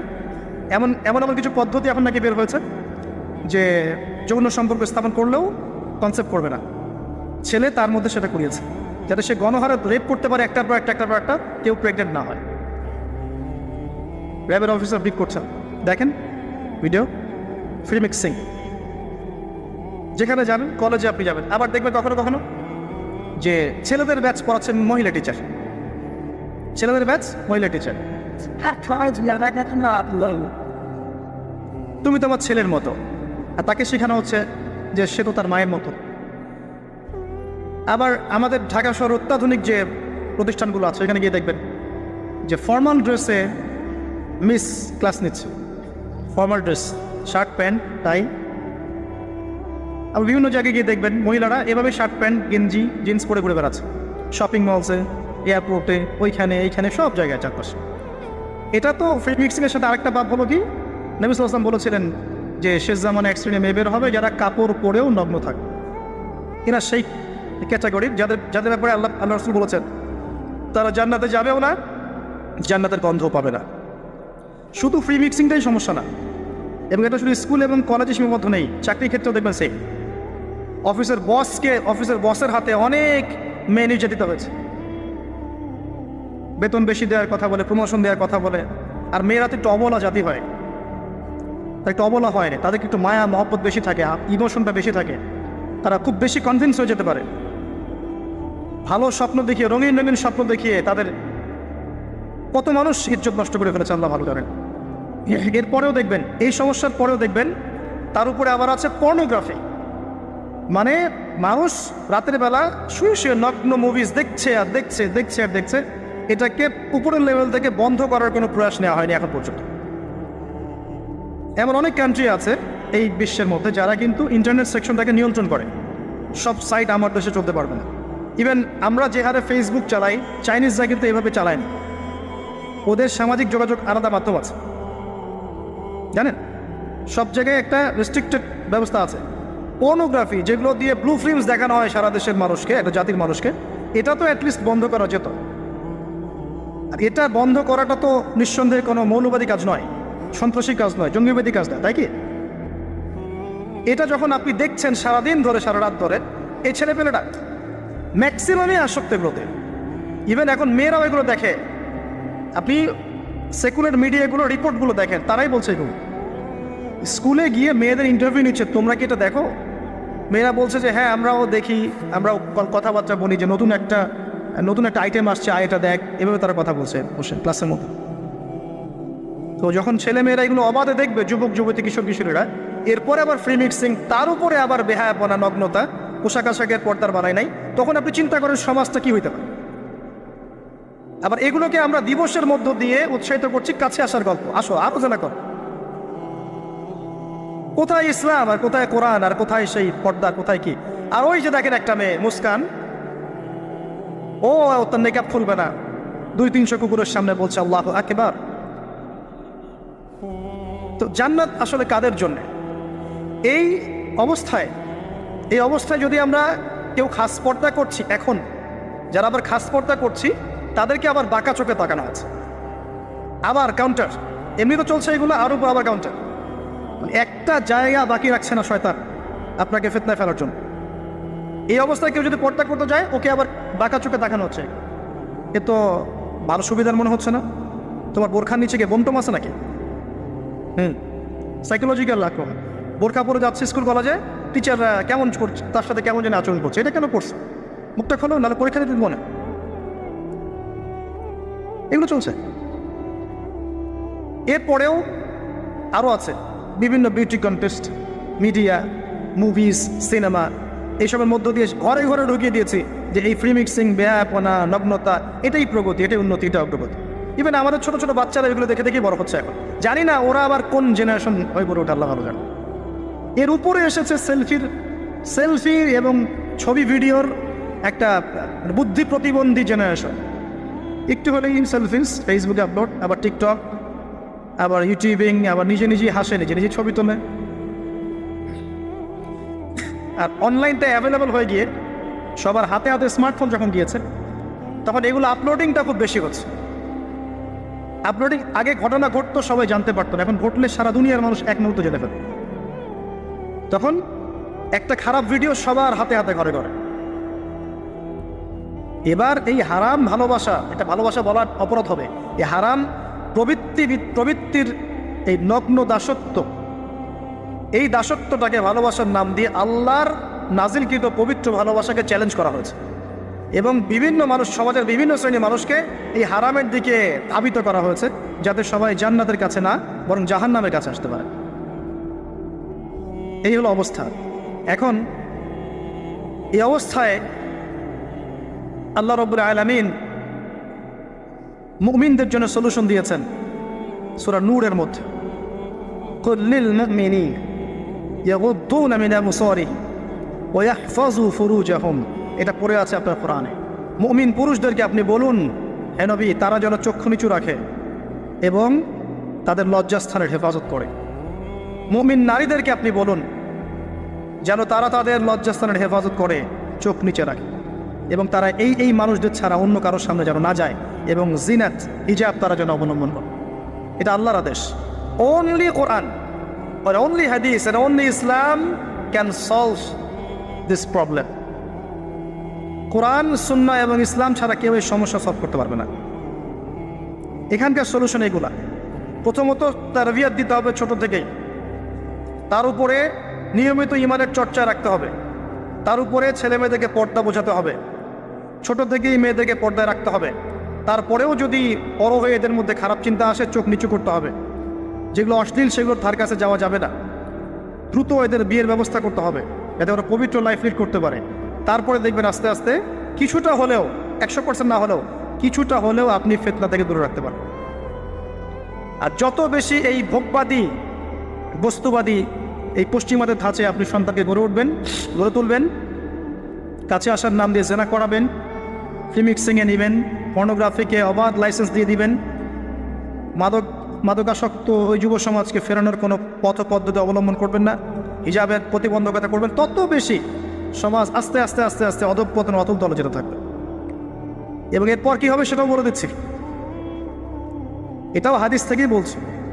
সেটা হচ্ছে এরপরে বাড়বে সমকামিতা। কি বাড়বে? অশ্লীলতা সয়লাভ হতে হতে হতে হতে এমন একটা পর্যায়ে যাবে, বেশিরভাগ মানুষই যাবে আল্লাহর বান্দারা বাদ দিয়ে, যখন দেখবেন মেয়েদের প্রতি আসক্তি কমে যাবে ছেলেদের একটা পর্যায়ে গিয়ে, এবং ছেলের সাথে জেনা করা শুরু করবে, যেটা শুরু হয়ে গেছে বিগত 20-30-40 বছর থেকে দেশেও, এবং সমকামীদের সংগঠন পর্যন্ত আছে দেশে। এটাও রিপোর্ট, আপনি সেকুলার মিডিয়া ঘেটে দেখেন, বছরের একদিন তারা আবার একত্রিত হয় একটা হোটেলে, সেখানে ওদের মতো করে এনজয় করে। কওমে লূত নবী সাল্লাল্লাহু আলাইহি ওয়াসাল্লাম বলেছিলেন, আমি ভয় পাই আমার উম্মতের মধ্যে কয়েকটা জিনিস। একটা হচ্ছে গোপন শিরক, একটা হচ্ছে আমার উম্মত মূর্তি পূজা করবে, আর একটা হচ্ছে আমার উম্মতের মধ্যে সমকামিতা ছড়িয়ে পড়বে। আর এই সমকামীদেরকে আল্লাহ পাক জমিনটা তুলে আকাশে পাথর বর্ষণ করে আবার দাবিয়ে দিয়েছিলেন। কওমে লূত এই জর্ডানের ডেড সি, মৃত সাগরের পাশে এরা থাকতো। সেই সম্প্রদায়ের কাছে আল্লাহ পাক লূত আলাইহিস সালামকে পাঠিয়েছিলেন। এত বড় মনের নবী ছিলেন তিনি, সম্প্রদায়ের মানুষকে পাপ থেকে বাঁচানোর জন্য বলছেন যে হাউলাই বানাতিন কুনতুম ফাইলিন, তোমাদের যদি প্রবৃত্তির চাহিদা থেকে থাকে আমার মেয়েদের মধ্য থেকে বিয়ে করে নাও, তাও ভালো থাকো। তারা বলছে, তুমি লূত নিজেকে পবিত্র মনে করতে চাও? তুমি তো জানো যে আমরা কি চাচ্ছি। যখন জিবরাইল এবং মিকাইল আলাইহিস সালাম এসেছেন পুরুষের রূপে, বালকের রূপে, সুদর্শন, তাদেরকে অফার করছে, কথা বুঝতে পারছে না, তাদেরকে অফার করছে। আর লূত আলাইহিস সালাম নিজের মেহমানের সম্মান বাঁচাতে গিয়ে বলছেন, আলাইসা মিনকুম রাজুলুন রশিদ, তোমাদের মধ্যে কি একটা ভালো মানুষ বেঁচে নাই? ওই সমকামিতা ছড়িয়ে পড়েছে এখন আমাদের এখানে। আর আপনি বিশ্বের যে বড় বড় রাষ্ট্রগুলোর দাসত্ব করেন, ওদের দেশের সমকামিতা বৈধ। আর যেখানে এটা বৈধ হবে সেখানে ওই লূত আলাইহিস সালামের কওমের মতোই শাস্তি আসবে ইনশাআল্লাহ, কোনো সন্দেহ নেই। দেখবেন ওই জায়গাটা মাটিতে ধসে যাবে ইনশাআল্লাহ। আর এটা হাদিসেও এসেছে যে আমাদের আগে 3টা বড় বড় ভূমিকম্প হবে, একটা পূর্ব দিকে, একটা পশ্চিমে, একটা পৃথিবীর মাঝখানে। আর পশ্চিম বলতে আমি বুঝি পশ্চিম সভ্যতা। এটা ভূমিকম্পে ধসে যাবে ইনশাআল্লাহ আযজা ওয়া জাল্লা। কারণ সুদের মধ্য দিয়ে এরা আল্লাহর সাথে যুদ্ধ করছে, সমকামিতার মধ্য দিয়ে এরা কওমে লূতের মতো আচরণ করছে, সারা বিশ্বে এরা মানুষকে নির্বিচারে হত্যা করছে, এর ফলাফল এরা পাবে, আসবে সময় সামনে। আমাদের পয়েন্ট আজকে এটাই, এই নারী পুরুষের অবাধ এই জিনাটা যদি আপনি ঠেকাতে না পারেন, এক পর্যায়ে সমকামিতায় চলে যাবে, মানুষ পারতে থাকবে এক পর্যায়ে। শাস্তি ভাই, নবী সাল্লাল্লাহু আলাইহি ওয়াসাল্লাম দেখে এসেছেন মেরাজের রাত্রে যে জেনাকারী পুরুষ আর নারীর শাস্তি দেখেছেন স্পেশাল একটা চুলা, জাহান্নামের ভিতরে স্পেশাল একটা চুলা বানিয়েছেন আল্লাহ পাক, যার নিচের দিকটা এরকম প্রশস্ত, মাথাটা চিকন, নিচ থেকে আগুন দাউ দাউ করে জ্বলছে, আর এই আগুনের সাথে সাথে মানুষগুলো লাফিয়ে উঠছে। আগুন নিচে নেমে যাচ্ছে, মানুষগুলো নিচে নেমে যাচ্ছে, আবার দাউ দাউ করে আগুন, আবার মানুষগুলো উপরে উঠছে। এটা ওদের শাস্তি দেখেছেন নবী সাল্লাল্লাহু আলাইহি ওয়াসাল্লাম যারা এই উম্মতের জেনা এবং ব্যভিচারে লিপ্ত আছে। আর আপনাকে আমি বলে রাখি, শুধু সেক্সুয়াল সম্পর্কটাই জেনা নয়, বরং ওই যে আপনি কথা বলছেন, ওই যে কফি খাচ্ছেন, হাতে স্পর্শ করছেন, চুল ধরছেন, জড়িয়ে ধরছেন, প্রেমপত্র লিখছেন, সবই জেনা টোটালি। এই প্রতিটা কাজ স্ত্রীর সাথে করলে প্রত্যেকটা কাজের বিনিময়ে নেকি পাবেন আপনি। আর এই প্রতিটা কাজ আপনি ওর সাথে করলে আপনি প্রত্যেকটা কাজের বিনিময়ে জাহান্নামের দিকে যাচ্ছেন। শুধু এভাবে স্পর্শ করা, গায়ের মাহারাম মেয়েকে এভাবে স্পর্শ করা, একটা হাদিসে নবীজি বলেছেন মাথার মধ্যে লোহার পেরেক বসানোর চাইতে বেশি জঘন্য কাজ। মানে একবার করে স্পর্শ করার শাস্তি হচ্ছে মাথায় আল্লাহ পাক লোহার পেরেক বসাবে। আর বিবাহিত, এটা তো বললাম অবিবাহিত জেনারেশন, যাদের মধ্যে আবেগটা বেশি থাকে। আর যারা বিবাহিত দেখবেন ওদের মধ্যেও বিভিন্ন সিরিয়াল দিয়ে, সিনেমা দিয়ে, মুভি দিয়ে, নাটক দিয়ে পরকীয়ার দিকে উস্কানো হচ্ছে। মনে হচ্ছে পরকীয়া একটা স্বাভাবিক বিষয়। আর এখন ম্যাক্সিমাম পরিবারের মধ্যে পরকীয়া ঢুকে গেছে। দেখবেন স্বামী জানেই না স্ত্রী পরকীয়া করছে, স্ত্রীও জানে না স্বামীর কটার সাথে অ্যাফেয়ার। হ্যাঁ, এবং এগুলো করলে কেউ খারাপ বলবে না। আবার এগুলো করলে এবং জেনা করলে কেউ খারাপ বলবে না। খারাপ তখন বলবে যখন আপনি সাহস করে আরেকটা বিয়ে করতে যান। এটা দুনিয়া এখন। আপনি সাহস করে বৈধ একটা বিয়ে করলে মানুষ আপনার দিকে বাঁকা চোখে তাকাবে, চরিত্র খারাপ মনে হয়। কিন্তু বিবাহিত হওয়ার পরেও একটা স্ত্রী নিয়ে আছেন, এদিকে 10টার সাথে পরকীয়া, কোনো সমস্যা নেই। অথবা বিয়ে না করে আপনি 1000টা মেয়ের সাথে জেনা করছেন, বারে যাচ্ছেন, এই পতিতালয়ে যাচ্ছেন, ধনির দুলাল হলে ওখানে গিয়ে আদা খাচ্ছেন, মাদক খাচ্ছেন, সেক্স করে বাসায় ফিরছেন, কোনো সমস্যা নেই। কিন্তু আপনি যদি বলেন বাবা আমার বিয়েটা একটু তাড়াতাড়ি দিন, আমার চাহিদা আছে, আমার বয়স হয়েছে 20-25 হয়ে গেছে, আমাকে বিয়ে দিন। এখন কিসের বয়স তোমার বিয়ে করা? আগে 30-35 হোক, নিজের পায়ে দাঁড়াও আগে। ও নিজের পায়ে দাঁড়াতে দাঁড়াতেই ও জাহান্নামের পায়ে দাঁড়িয়ে গেছে। এদিকে নিজের মেয়ে মেয়েদের চাহিদা আরও আগে শুরু হয়। এবং তারা তো মুখ ফুটে সব বলতে পারে না, বাট তাদের চাহিদা আমার হচ্ছে বেশি আছে। আপনি যেভাবে একটা মেয়েকে দেখে প্রলুব্ধ হন, একটা মেয়েও আপনাকে দেখে প্রলুব্ধ হয়। তারা বলতে পারে না, ভিতরে ভিতরে পাপ করতে পারে। আর ওদের ব্রেনটাকে ওয়াশ করে দিয়ে, বিভিন্ন সিরিয়াল দিয়ে, বিউটি কন্টেস্ট দিয়ে, নাটক দিয়ে, মুভিজ দিয়ে, পর্নোগ্রাফি দিয়ে, ছেলেদের সংস্পর্শ দিয়ে আমরা ওদেরকেও যেন টেনে টেনে আসতে চাই নাই, টেনে হিস্ট্রে যেন কাছে নিয়ে আসছে। আসবি না মানে আয়, এটাই উন্নতি, এটাই অগ্রগতি, এটাই প্রগতি, আয় আসবি না কেন? এভাবে সমাজের কাঠামোটা নষ্ট হয়ে গেছে, পরিবারগুলো ভেঙে যাচ্ছে। আর এরপরে দেখবেন ডিভোর্স, ওই যে বাচ্চা কাচ্চা যেগুলো আছে, এগুলো মা ছাড়া বাপ ছাড়া মানুষ হবে। আর যখন একটা পরিবারের সন্তানরা আদর, ভালোবাসা, মহব্বতের পরিবেশ পাবে না, এরা বড় হয়ে জঙ্গি হবে, এরা বড় হয়ে সন্ত্রাসী হবে। ওরা বিক্ষিপ্ত মাথার হয়ে ওঠে, মানসিকভাবে একদম টোটালি ফেড আপ। এই হচ্ছে অবস্থা। পরে সমকামিতা বাড়বে, সমকামিতা দিন দিন বাড়ছে। বিশ্বাস করেন, এটা এমন একটা আযাব, আল্লাহ পাক এমন সব রোগ ব্যাধি দিবেন। হাদিস এসেছে, যখন একটা কম অশ্লীলতায় লিপ্ত হয়, হারাম সম্পর্কে লিপ্ত হয়, জেনায় বেশি বেশি লিপ্ত হয়, সমকামিতায় লিপ্ত হয়, ওখানে এমন সব রোগের উদ্ভব হবে যেগুলো আগে ছিল না। আপনি শুধু মাস্ক পরিয়ে কোভিড নিয়ন্ত্রণ করতে পারবেন না, অশ্লীলতা কমাতে হবে সমাজ থেকে। তারপরে আপনি আরো বেটার ফলাফল পাবেন ইনশাআল্লাহ তাআলা, স্থায়ী ফলাফল পাবেন ইনশাআল্লাহ। শুধু বাহ্যিক সবকিছু না, অভ্যন্তরীণ আধ্যাত্মিক অনেক কিছু আছে, এগুলো দেখতে হবে। আল্লাহ নূর দিয়ে আল্লাহ পাক বোঝার তৌফিক দান করুন। সমকামিতার পরে কি হবে সেটাও শুনে রাখেন, এটাও হাদিস থেকে বলছে। এটা বলতে আমার রুচি কুলাচ্ছে না, কিন্তু এটাও হবে যে এই উম্মতের মানুষরা এত খারাপ পর্যায়ে পৌঁছাবে যে পশু পাখির সাথে, পশু প্রাণীর সাথেও তারা জেনা করবে। এবং এর আগে একটা ধাপ আমি ভুলে গেছি। সমকামিতার আগে একটা ধাপ আছে, যখন মেয়েদেরকে এভাবে উন্মুক্ত করে দিবেন, মেয়েদের প্রতি আকর্ষণ কমার পরে বাচ্চাদের প্রতি আকর্ষণ আসবে। বাচ্চাদের প্রতি, এটা এমন একটা যুগে বাস করছি আমরা যে যারা মেয়ের বাবা আমাদের ভয় লাগে কার কোলে বাচ্চাকে তুলে দিচ্ছে। এত বিশাল পরিমাণে বাচ্চাদেরকে এখন ধর্ষণ করা হয়, আপনি কল্পনা করতে পারবেন না। স্কুলে, ইভেন অনেক ক্ষেত্রে মাদ্রাসাতে হয়েছে, অনেক ক্ষেত্রে মাদ্রাসায় ঘটনা ঘটেছে, বাচ্চাদেরকে ধর্ষণ করা হয়েছে। যে বাচ্চা বোঝেই না দুনিয়া কি জিনিস, ভালোবাসা কি জিনিস, যৌনতা কি, কিছু বোঝেই না, এরকম বাচ্চাকে পর্যন্ত ধর্ষণ করা হয়েছে। ডে বাই ডে বাচ্চাদের অ্যাবিউজিংটা বাড়ছে। খেয়াল করে দেখেন, পড়াশোনা করেন, খোঁজখবর নেন, দেখেন বাচ্চাদের প্রতি সেক্সুয়াল অ্যাবিউশন এবং যৌন নির্যাতন বেড়েছে, প্রচুর বেড়েছে, এবং দিন দিন এটা বাড়বে। যত বেশি আপনি এগুলো উন্মুক্ত করবেন, রিমিক্সিং করবেন, পর্নোগ্রাফি উন্মুক্ত করবেন, এইসব কাছে আসার গল্প, এইসব দিবস পালন করবেন, তত বেশি এগুলো হবে ইনশাআল্লাহ। এবং লিসেন টু মি, আপনি মনে করছেন আপনি সেফ, আপনি একা খুব ভালো মানুষ, কোশ্চেন কেন নয়। এই ফিতনা আপনার ঘরের দরজায় না আসলে আমার নাম বদলে ফেলবো ইনশাআল্লাহ। এই ফিতনা আপনার ঘরের দরজাও যাবে, আমার ঘরের দরজাও আসবে। যদি আমি সচেতন না হই, আমাদের ঘরেও এটা আসবে। একটা পরিবার বাকি থাকবে না, বাকি নাইও একটা পরিবারও, এগুলো আমাদের ঘর দুয়ার পর্যন্ত আসবে। একজন যুবক সাইকোলজিক্যালি মানুষকে আঘাত করা যায়। একজন যুবক এসে বলেছিল, ইয়া রাসূলুল্লাহ, আমার ইসলামের সব কিছুই ভালো লাগে, কিন্তু আমি জেনা করতে চাই, এটা আমার ভালো লাগে, আমাকে অনুমতি দেন। নবী করিম সাল্লাল্লাহু আলাইহি ওয়াসাল্লাম বলেছিলেন সাইকোলজিক্যাল আঘাত। দেখেন, তিনি বলেছিলেন, তোমার মায়ের সাথে কেউ এরকম করলে তোমার কেমন লাগবে? তুমি কি পছন্দ করবে? তোমার বোনের সাথে কেউ যদি রেপ করে তুমি কি পছন্দ করবে?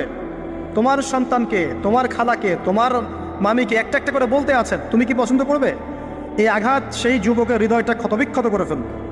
তিনি বললেন, না ইয়া রাসূলুল্লাহ, আমি তো কখন পছন্দ করবো? নবীজি বললেন, তুমি যাদের সাথে এগুলো করতে চাচ্ছ তারাও কারো না কারো মা, কারো না কারো বোন, কারো না কারো স্ত্রী, কারো না কারো সন্তান, কারো না কারো মেয়ে। তিনি হাত বুলালেন, হাত বুলিয়ে দোয়া করলেন, আল্লাহ তুমি এই যুবকের হৃদয়টা পবিত্র করে দাও। এরপরে এই যুবক কোনোদিনও কোনো গায়রে মারা মেয়ের দিকে চোখ তুলে তাকায় না। এখন সার কথা হচ্ছে, অ্যাজ এ মুসলিম, যেহেতু এটা খ্রিস্টানদের উৎসব, উইকিপিডিয়ায় ঘেটে দেখেন, এটা খ্রিস্টানদের ধর্মের সাথে সম্পৃক্ত একটা উৎসব। তারা কি করবে, বুদ্ধিস্টরা কি করবে, অন্য ধর্মের মানুষরা কি করবে, সেটা আমাদের দেখার দরকার। কিন্তু অ্যাজ এ মুসলিম ফ্যামিলি, আমরা যেন আমাদের সন্তানদেরকে এই দিনে বাসার থেকে বের হতেও না দেই। এবং এই দিন উপলক্ষে যত পণ্যের ছাড় আসবে কোনো পণ্য কিনবেন না, টোটালি ইকোনমিক্যালি বয়কট করে দিন। এর পিছনে শুধু জেনা উস্কিয়ে দেওয়াই উদ্দেশ্য ছিল না, উদ্দেশ্য ব্যবসাও ছিল, এর পিছনে ব্যবসা ও বিজনেস উদ্দেশ্য ছিল। আর এদের চরিত্র আল্লাহ পাক উন্মুক্ত করেছেন সূরা নূরের মধ্যে। আল্লাহ বলছেন, শোনেন, লিসেন টু মি, ইন্নাল্লাযীনা ইউহিব্বুনা আন তাশিআল ফাহিশাতু ফিল্লাযীনা আমানু লাহুম আযাবুন আলীম ফিদ দুনিয়া ওয়াল আখিরাহ ওয়াল্লাহু ইয়া'লামু ওয়া আনতুম লা তা'লামুন। নিশ্চয়ই যারা পছন্দ করে, ভালোবাসে, মানে ওরাও ভালোবাসে, নিশ্চয়ই যারা ভালোবাসে যে মুমিনদের মধ্যে অশ্লীলতা, বেহায়াপনা, ফাহিশাত ছড়িয়ে পড়ুক, তাদের জন্য যন্ত্রণাদায়ক শাস্তি আছে এই দুনিয়া এবং পরকালে। আর এরা কারা? ওয়াল্লাহু আ'লামু ওয়া আনতুম লা তা'লামুন। আল্লাহ ভালো জানেন, তোমরা সেটা জানো না। আল্লাহ বলেন, ইয়া আইয়ুহাল্লাযীনা আমানু, হে মুমিনগণ, লা তাত্তাবিউ খুতুওয়াতিশ শাইতান, এই শয়তানদের ইত্তেবা করো না, এই জিনা মানুষ শয়তানদের ইত্তেবা করো না। কারণ যে ব্যক্তি তার ইত্তেবা করবে, ওয়া ইয়াত্তাবিউ খুতুওয়াতিশ শাইতান ফাইন্নাহু ইয়া'মুরু বিল ফাহশাই ওয়াল মুনকার, যে ব্যক্তি শয়তানের ইত্তেবা করবে, শয়তান তাকে ফাহেশা কাজ এবং মুনকার কাজের দিকে নিয়ে যাবে, ধাবিত করবে। আল্লাহ পাক আরো বলেছেন যে ওয়ালাউলা ফাদলুল্লাহি আলাইকুম, যদি তোমাদের উপরে আল্লাহর রহমত, অনুগ্রহ, ফজল না থাকতো, ওয়া রাহমাতুহু, তার রহমত না থাকতো, মা যাকা মিনকুম মিন আহাদিন আবাদা, তোমাদের মধ্যে কেউ কোশ্চেন কালেও পবিত্র হতে পারতো না। এটা আল্লাহর অনেক দয়া যে আল্লাহ পাক আমাদের প্রতি দয়া করেছেন, রহম করেছেন, তওবা করে পবিত্র হওয়ার পথ করে দিয়েছেন। আল্লাহ পাক শেষের পরিণতিও বলেছেন যে আল খাবিসাতু লিল খাবিসিন ওয়াল খাবিসুনা লিল খাবিসাত, এই খাবিস ছেলেরা, খাবিস পুরুষরা খাবিস নারীদের জন্য, খাবিস নারীরা খাবিস পুরুষের জন্য, অপবিত্র মেয়েরা অপবিত্র ছেলের জন্য, অপবিত্র ছেলেরা অপবিত্র মেয়েদের জন্য। ওয়াত-তাইয়্যিবাতু লিত-তাইয়্যিবিন ওয়াত-তাইয়্যিবুনা লিত-তাইয়্যিবাত, পবিত্র ছেলেরা পবিত্র মেয়েদের জন্য, আর পবিত্র মেয়েরা পবিত্র ছেলের জন্য। উলাইকা মুবাররাউনা মিম্মা ইয়াকুলুন, এই কি বলবো, অশ্লীলতা ধারক বাহকরা যা বলে তাদের থেকে মুমিনরা অনেক পবিত্র, আলহামদুলিল্লাহ। লাহুম মাগফিরাতুন ওয়া রিজকুন কারীম। গুরুত্বপূর্ণ প্রশ্ন করেছেন, যে প্রশ্নটা করেছেন তাকে ধন্যবাদ জানাই। যে সাম্প্রতিক অর্থনৈতিক স্যাংশন যেটা হচ্ছে, ইনফ্লেশন হচ্ছে, এগুলোতে আসলে আমাদের মতো থার্ড ওয়ার্ল্ডের কান্ট্রিদের কী করণীয় বা ইসলামিক সলিউশন আছে কিনা, খুব চমৎকার প্রশ্ন। তবে এই প্রশ্ন উত্তর দেওয়ার আগে আমি একটু ভয় পাচ্ছি আরও, কারণ আমার মনে আছে একবার আমি একটা লেকচার দিয়েছিলাম যে সমসাময়িক ফিতনাময় বিশ্বে উম্মার করণীয়। আমার কাছে মনে হচ্ছিল যে এই কাজগুলো করলে উম্মার ভালো হবে। তো আমাকে বাংলাদেশের এক শাইখ এমন গলায় দিলেন যে তুমি উম্মা নিয়ে কথা বলতে গিয়েছো কি, তুমি উম্মার কি বুঝো? ওই দিন থেকে আমি আর এই টপিকে লেকচার দেইনি এখন। তো ওই দিন খুব কষ্টও পেয়েছিলাম, তখন মনে হচ্ছিল যে তাহলে উম্মা নিয়ে চিন্তাভাবনা কি শুধু এক শ্রেণীর মানুষই কম, মানে আমাদের কোনো রাইটস নাই উম্মা নিয়ে কথা বলার? কী কী কাজ করলে উম্মার কল্যাণ হবে এটা নিয়ে বলার কোনো অধিকার আমাদের নাই? যেটা আমরা বলি যে সবাই যদি জ্ঞান অর্জন করে উম্মার জন্য কল্যাণ, সবাই যদি জ্ঞান অনুযায়ী আমল করে উম্মার জন্য কল্যাণ, ইসলামিক নলেজের সাথে যদি জেনারেল নলেজ একসাথে পড়াশোনা করে উম্মার জন্য ভালো হবে, সায়েন্সের দিকে অগ্রগতি করলে উম্মার জন্য ভালো হবে, ফ্যামিলিগুলো যদি আমাদের ইসলামিক হয় ভালো হবে, আমরা যদি ইউনাইটেড ওয়ান উম্মা প্ল্যাটফর্ম ক্রিয়েট করতে পারি বা এই কনসেপ্ট ব্যবহার করে উম্মার জন্য ভালো হবে, ইকোনমি সমৃদ্ধ করতে পারলে ভালো হবে, পলিটিক্যাল লিডারদের সাথে ফাসাদে না জড়িয়ে তাদেরকে সদুপদেশ দেওয়ার মধ্য দিয়ে যদি রাষ্ট্রকে উন্নত করা যায় উম্মার জন্য ভালো হবে, এই কনসেপ্টগুলো বলার অধিকার তাহলে আমাদের নাই। সেদিন আমাদের কাছে মনে হচ্ছিল আর কি। তো এখন যে প্রশ্ন করেছেন তো আরও বিপদে পড়তে যাচ্ছি আর। তো তারপরে আমি আমার ক্ষুদ্র জ্ঞানে কয়েকটা পয়েন্ট বলছি, যে পয়েন্টসগুলোর উপর যদি আমল করা যায় ইনশাআল্লাহ তাআলা ইকোনমিক সেকশনে ব্যক্তি, সমাজ, পরিবার, রাষ্ট্রের জন্য ভালো হবে চান। এটা আমার ক্ষুদ্র জ্ঞানে, আমার চেয়ে যারা ভালো জানেন তারা আরও ভালো বলতে পারেন। আর আমি বারবার একটা কথা বলি, যে সেকশনে যে বেস্ট তার কাছে সেটা জিজ্ঞাসা করবেন। ইকোনমিক সেকশনে যারা বেস্ট, যারা রাষ্ট্রকে রুল করছেন, লিড দিচ্ছেন, তারা ভালো বলতে পারবেন। তা আমি ইসলামিক বিষয়টার সাথে একটু বা কম্বিনেশন করে একটা অ্যান্সার দেওয়ার চেষ্টা করছি। এক নম্বর, হাতে পায়ে অনুরোধ করছি করজোর করে যে অনতি বিলম্বে জাকাত ভিত্তিক অর্থনীতি চালু করে। একটা এটা আপনি বুঝবেন না যদি আপনি সেকুলার ইকোনমিক্স সারা জীবন পড়ে থাকেন, ইসলামিক ইকোনমিক্স সম্পর্কে বিন্দুমাত্র ধারণা না থাকে, আপনি বুঝবেন না যে জাকাত ভিত্তিক ইকোনমিক সিস্টেম কি। এই খাতগুলো সম্পর্কে জানেন, ওলামায়ে কেরামদের সাথে পরামর্শ করেন। প্রত্যেক বছর কোটি কোটি টাকা বাংলাদেশে জাকাত তোলা সম্ভব, এবং সেটাকে যদি রাষ্ট্রীয়ভাবে কালেক্ট করা যায়, যাতে নেশার পরিমাণ সম্পদ রয়েছে, এটা দিয়ে অনেক সমস্যার সমাধান হয়ে যাবে রাষ্ট্রীয়। এটা এক নাম্বার, এটা আমার রিকোয়েস্ট। 2 নাম্বার, সকল প্রকার অপচয় বন্ধ করে দিতে হবে। সকল প্রকার অপচয়, শুধু মসজিদের এসির দিকে চোখ দিলে হবে, টপ বটন যেখানেই অপচয় হচ্ছে সেখানেই চোখ দিতে হবে। সলিউশনের ক্ষেত্রে সাম্প্রদায়িক চিন্তা করা যাবে না। মসজিদের এসি কি খুব কোষ করে ফেলেছে? যারা বিলাসিতায় ব্যস্ত আছে দেশে, তাদের বাসায় কি এসি নাই? এক কথায় যত প্রকার অপচয় আছে সমস্ত অপচয় বন্ধ করতে হবে। এবং এই অপচয় কিন্তু গভর্নমেন্টের চেয়ে বেশি করে জনগণ, এটা জানেন?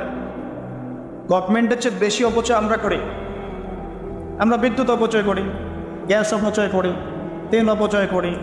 আমরা অপচয় একটু টপ বাটন চেঞ্জ করতে হবে। 2 নাম্বার, তা আমার ভিউয়ার। 3 নাম্বার,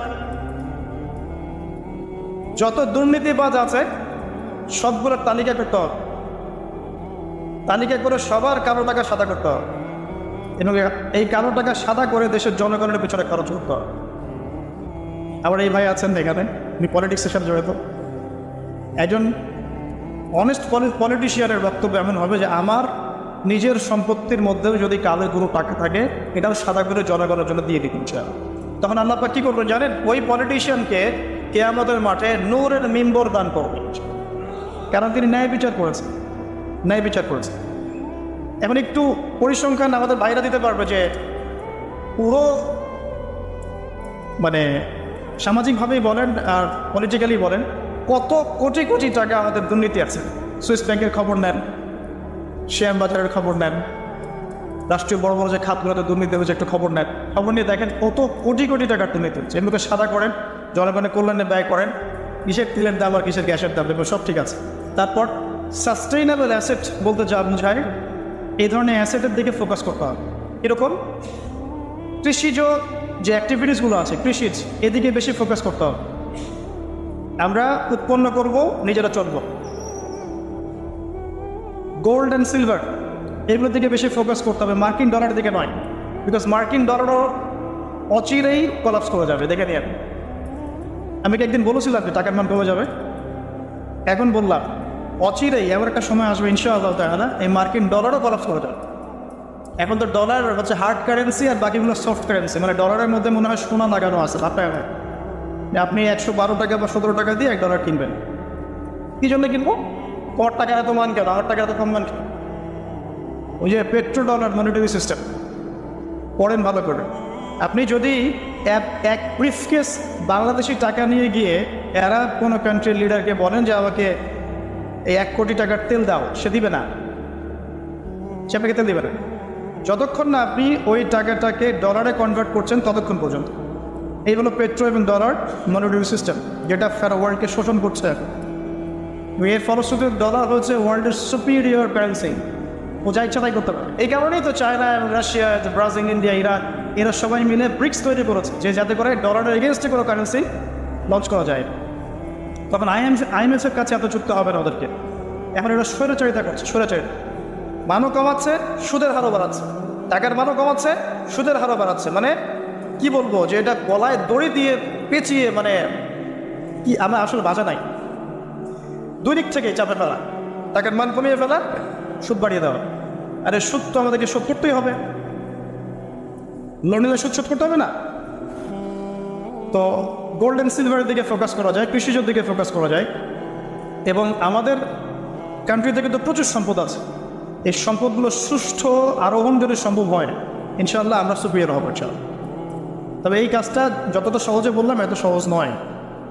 এর জন্য আমাদের পক্ষ থেকে গভর্নমেন্টের প্রতি সহযোগিতা থাকতে হবে। শুধু সমালোচনা আর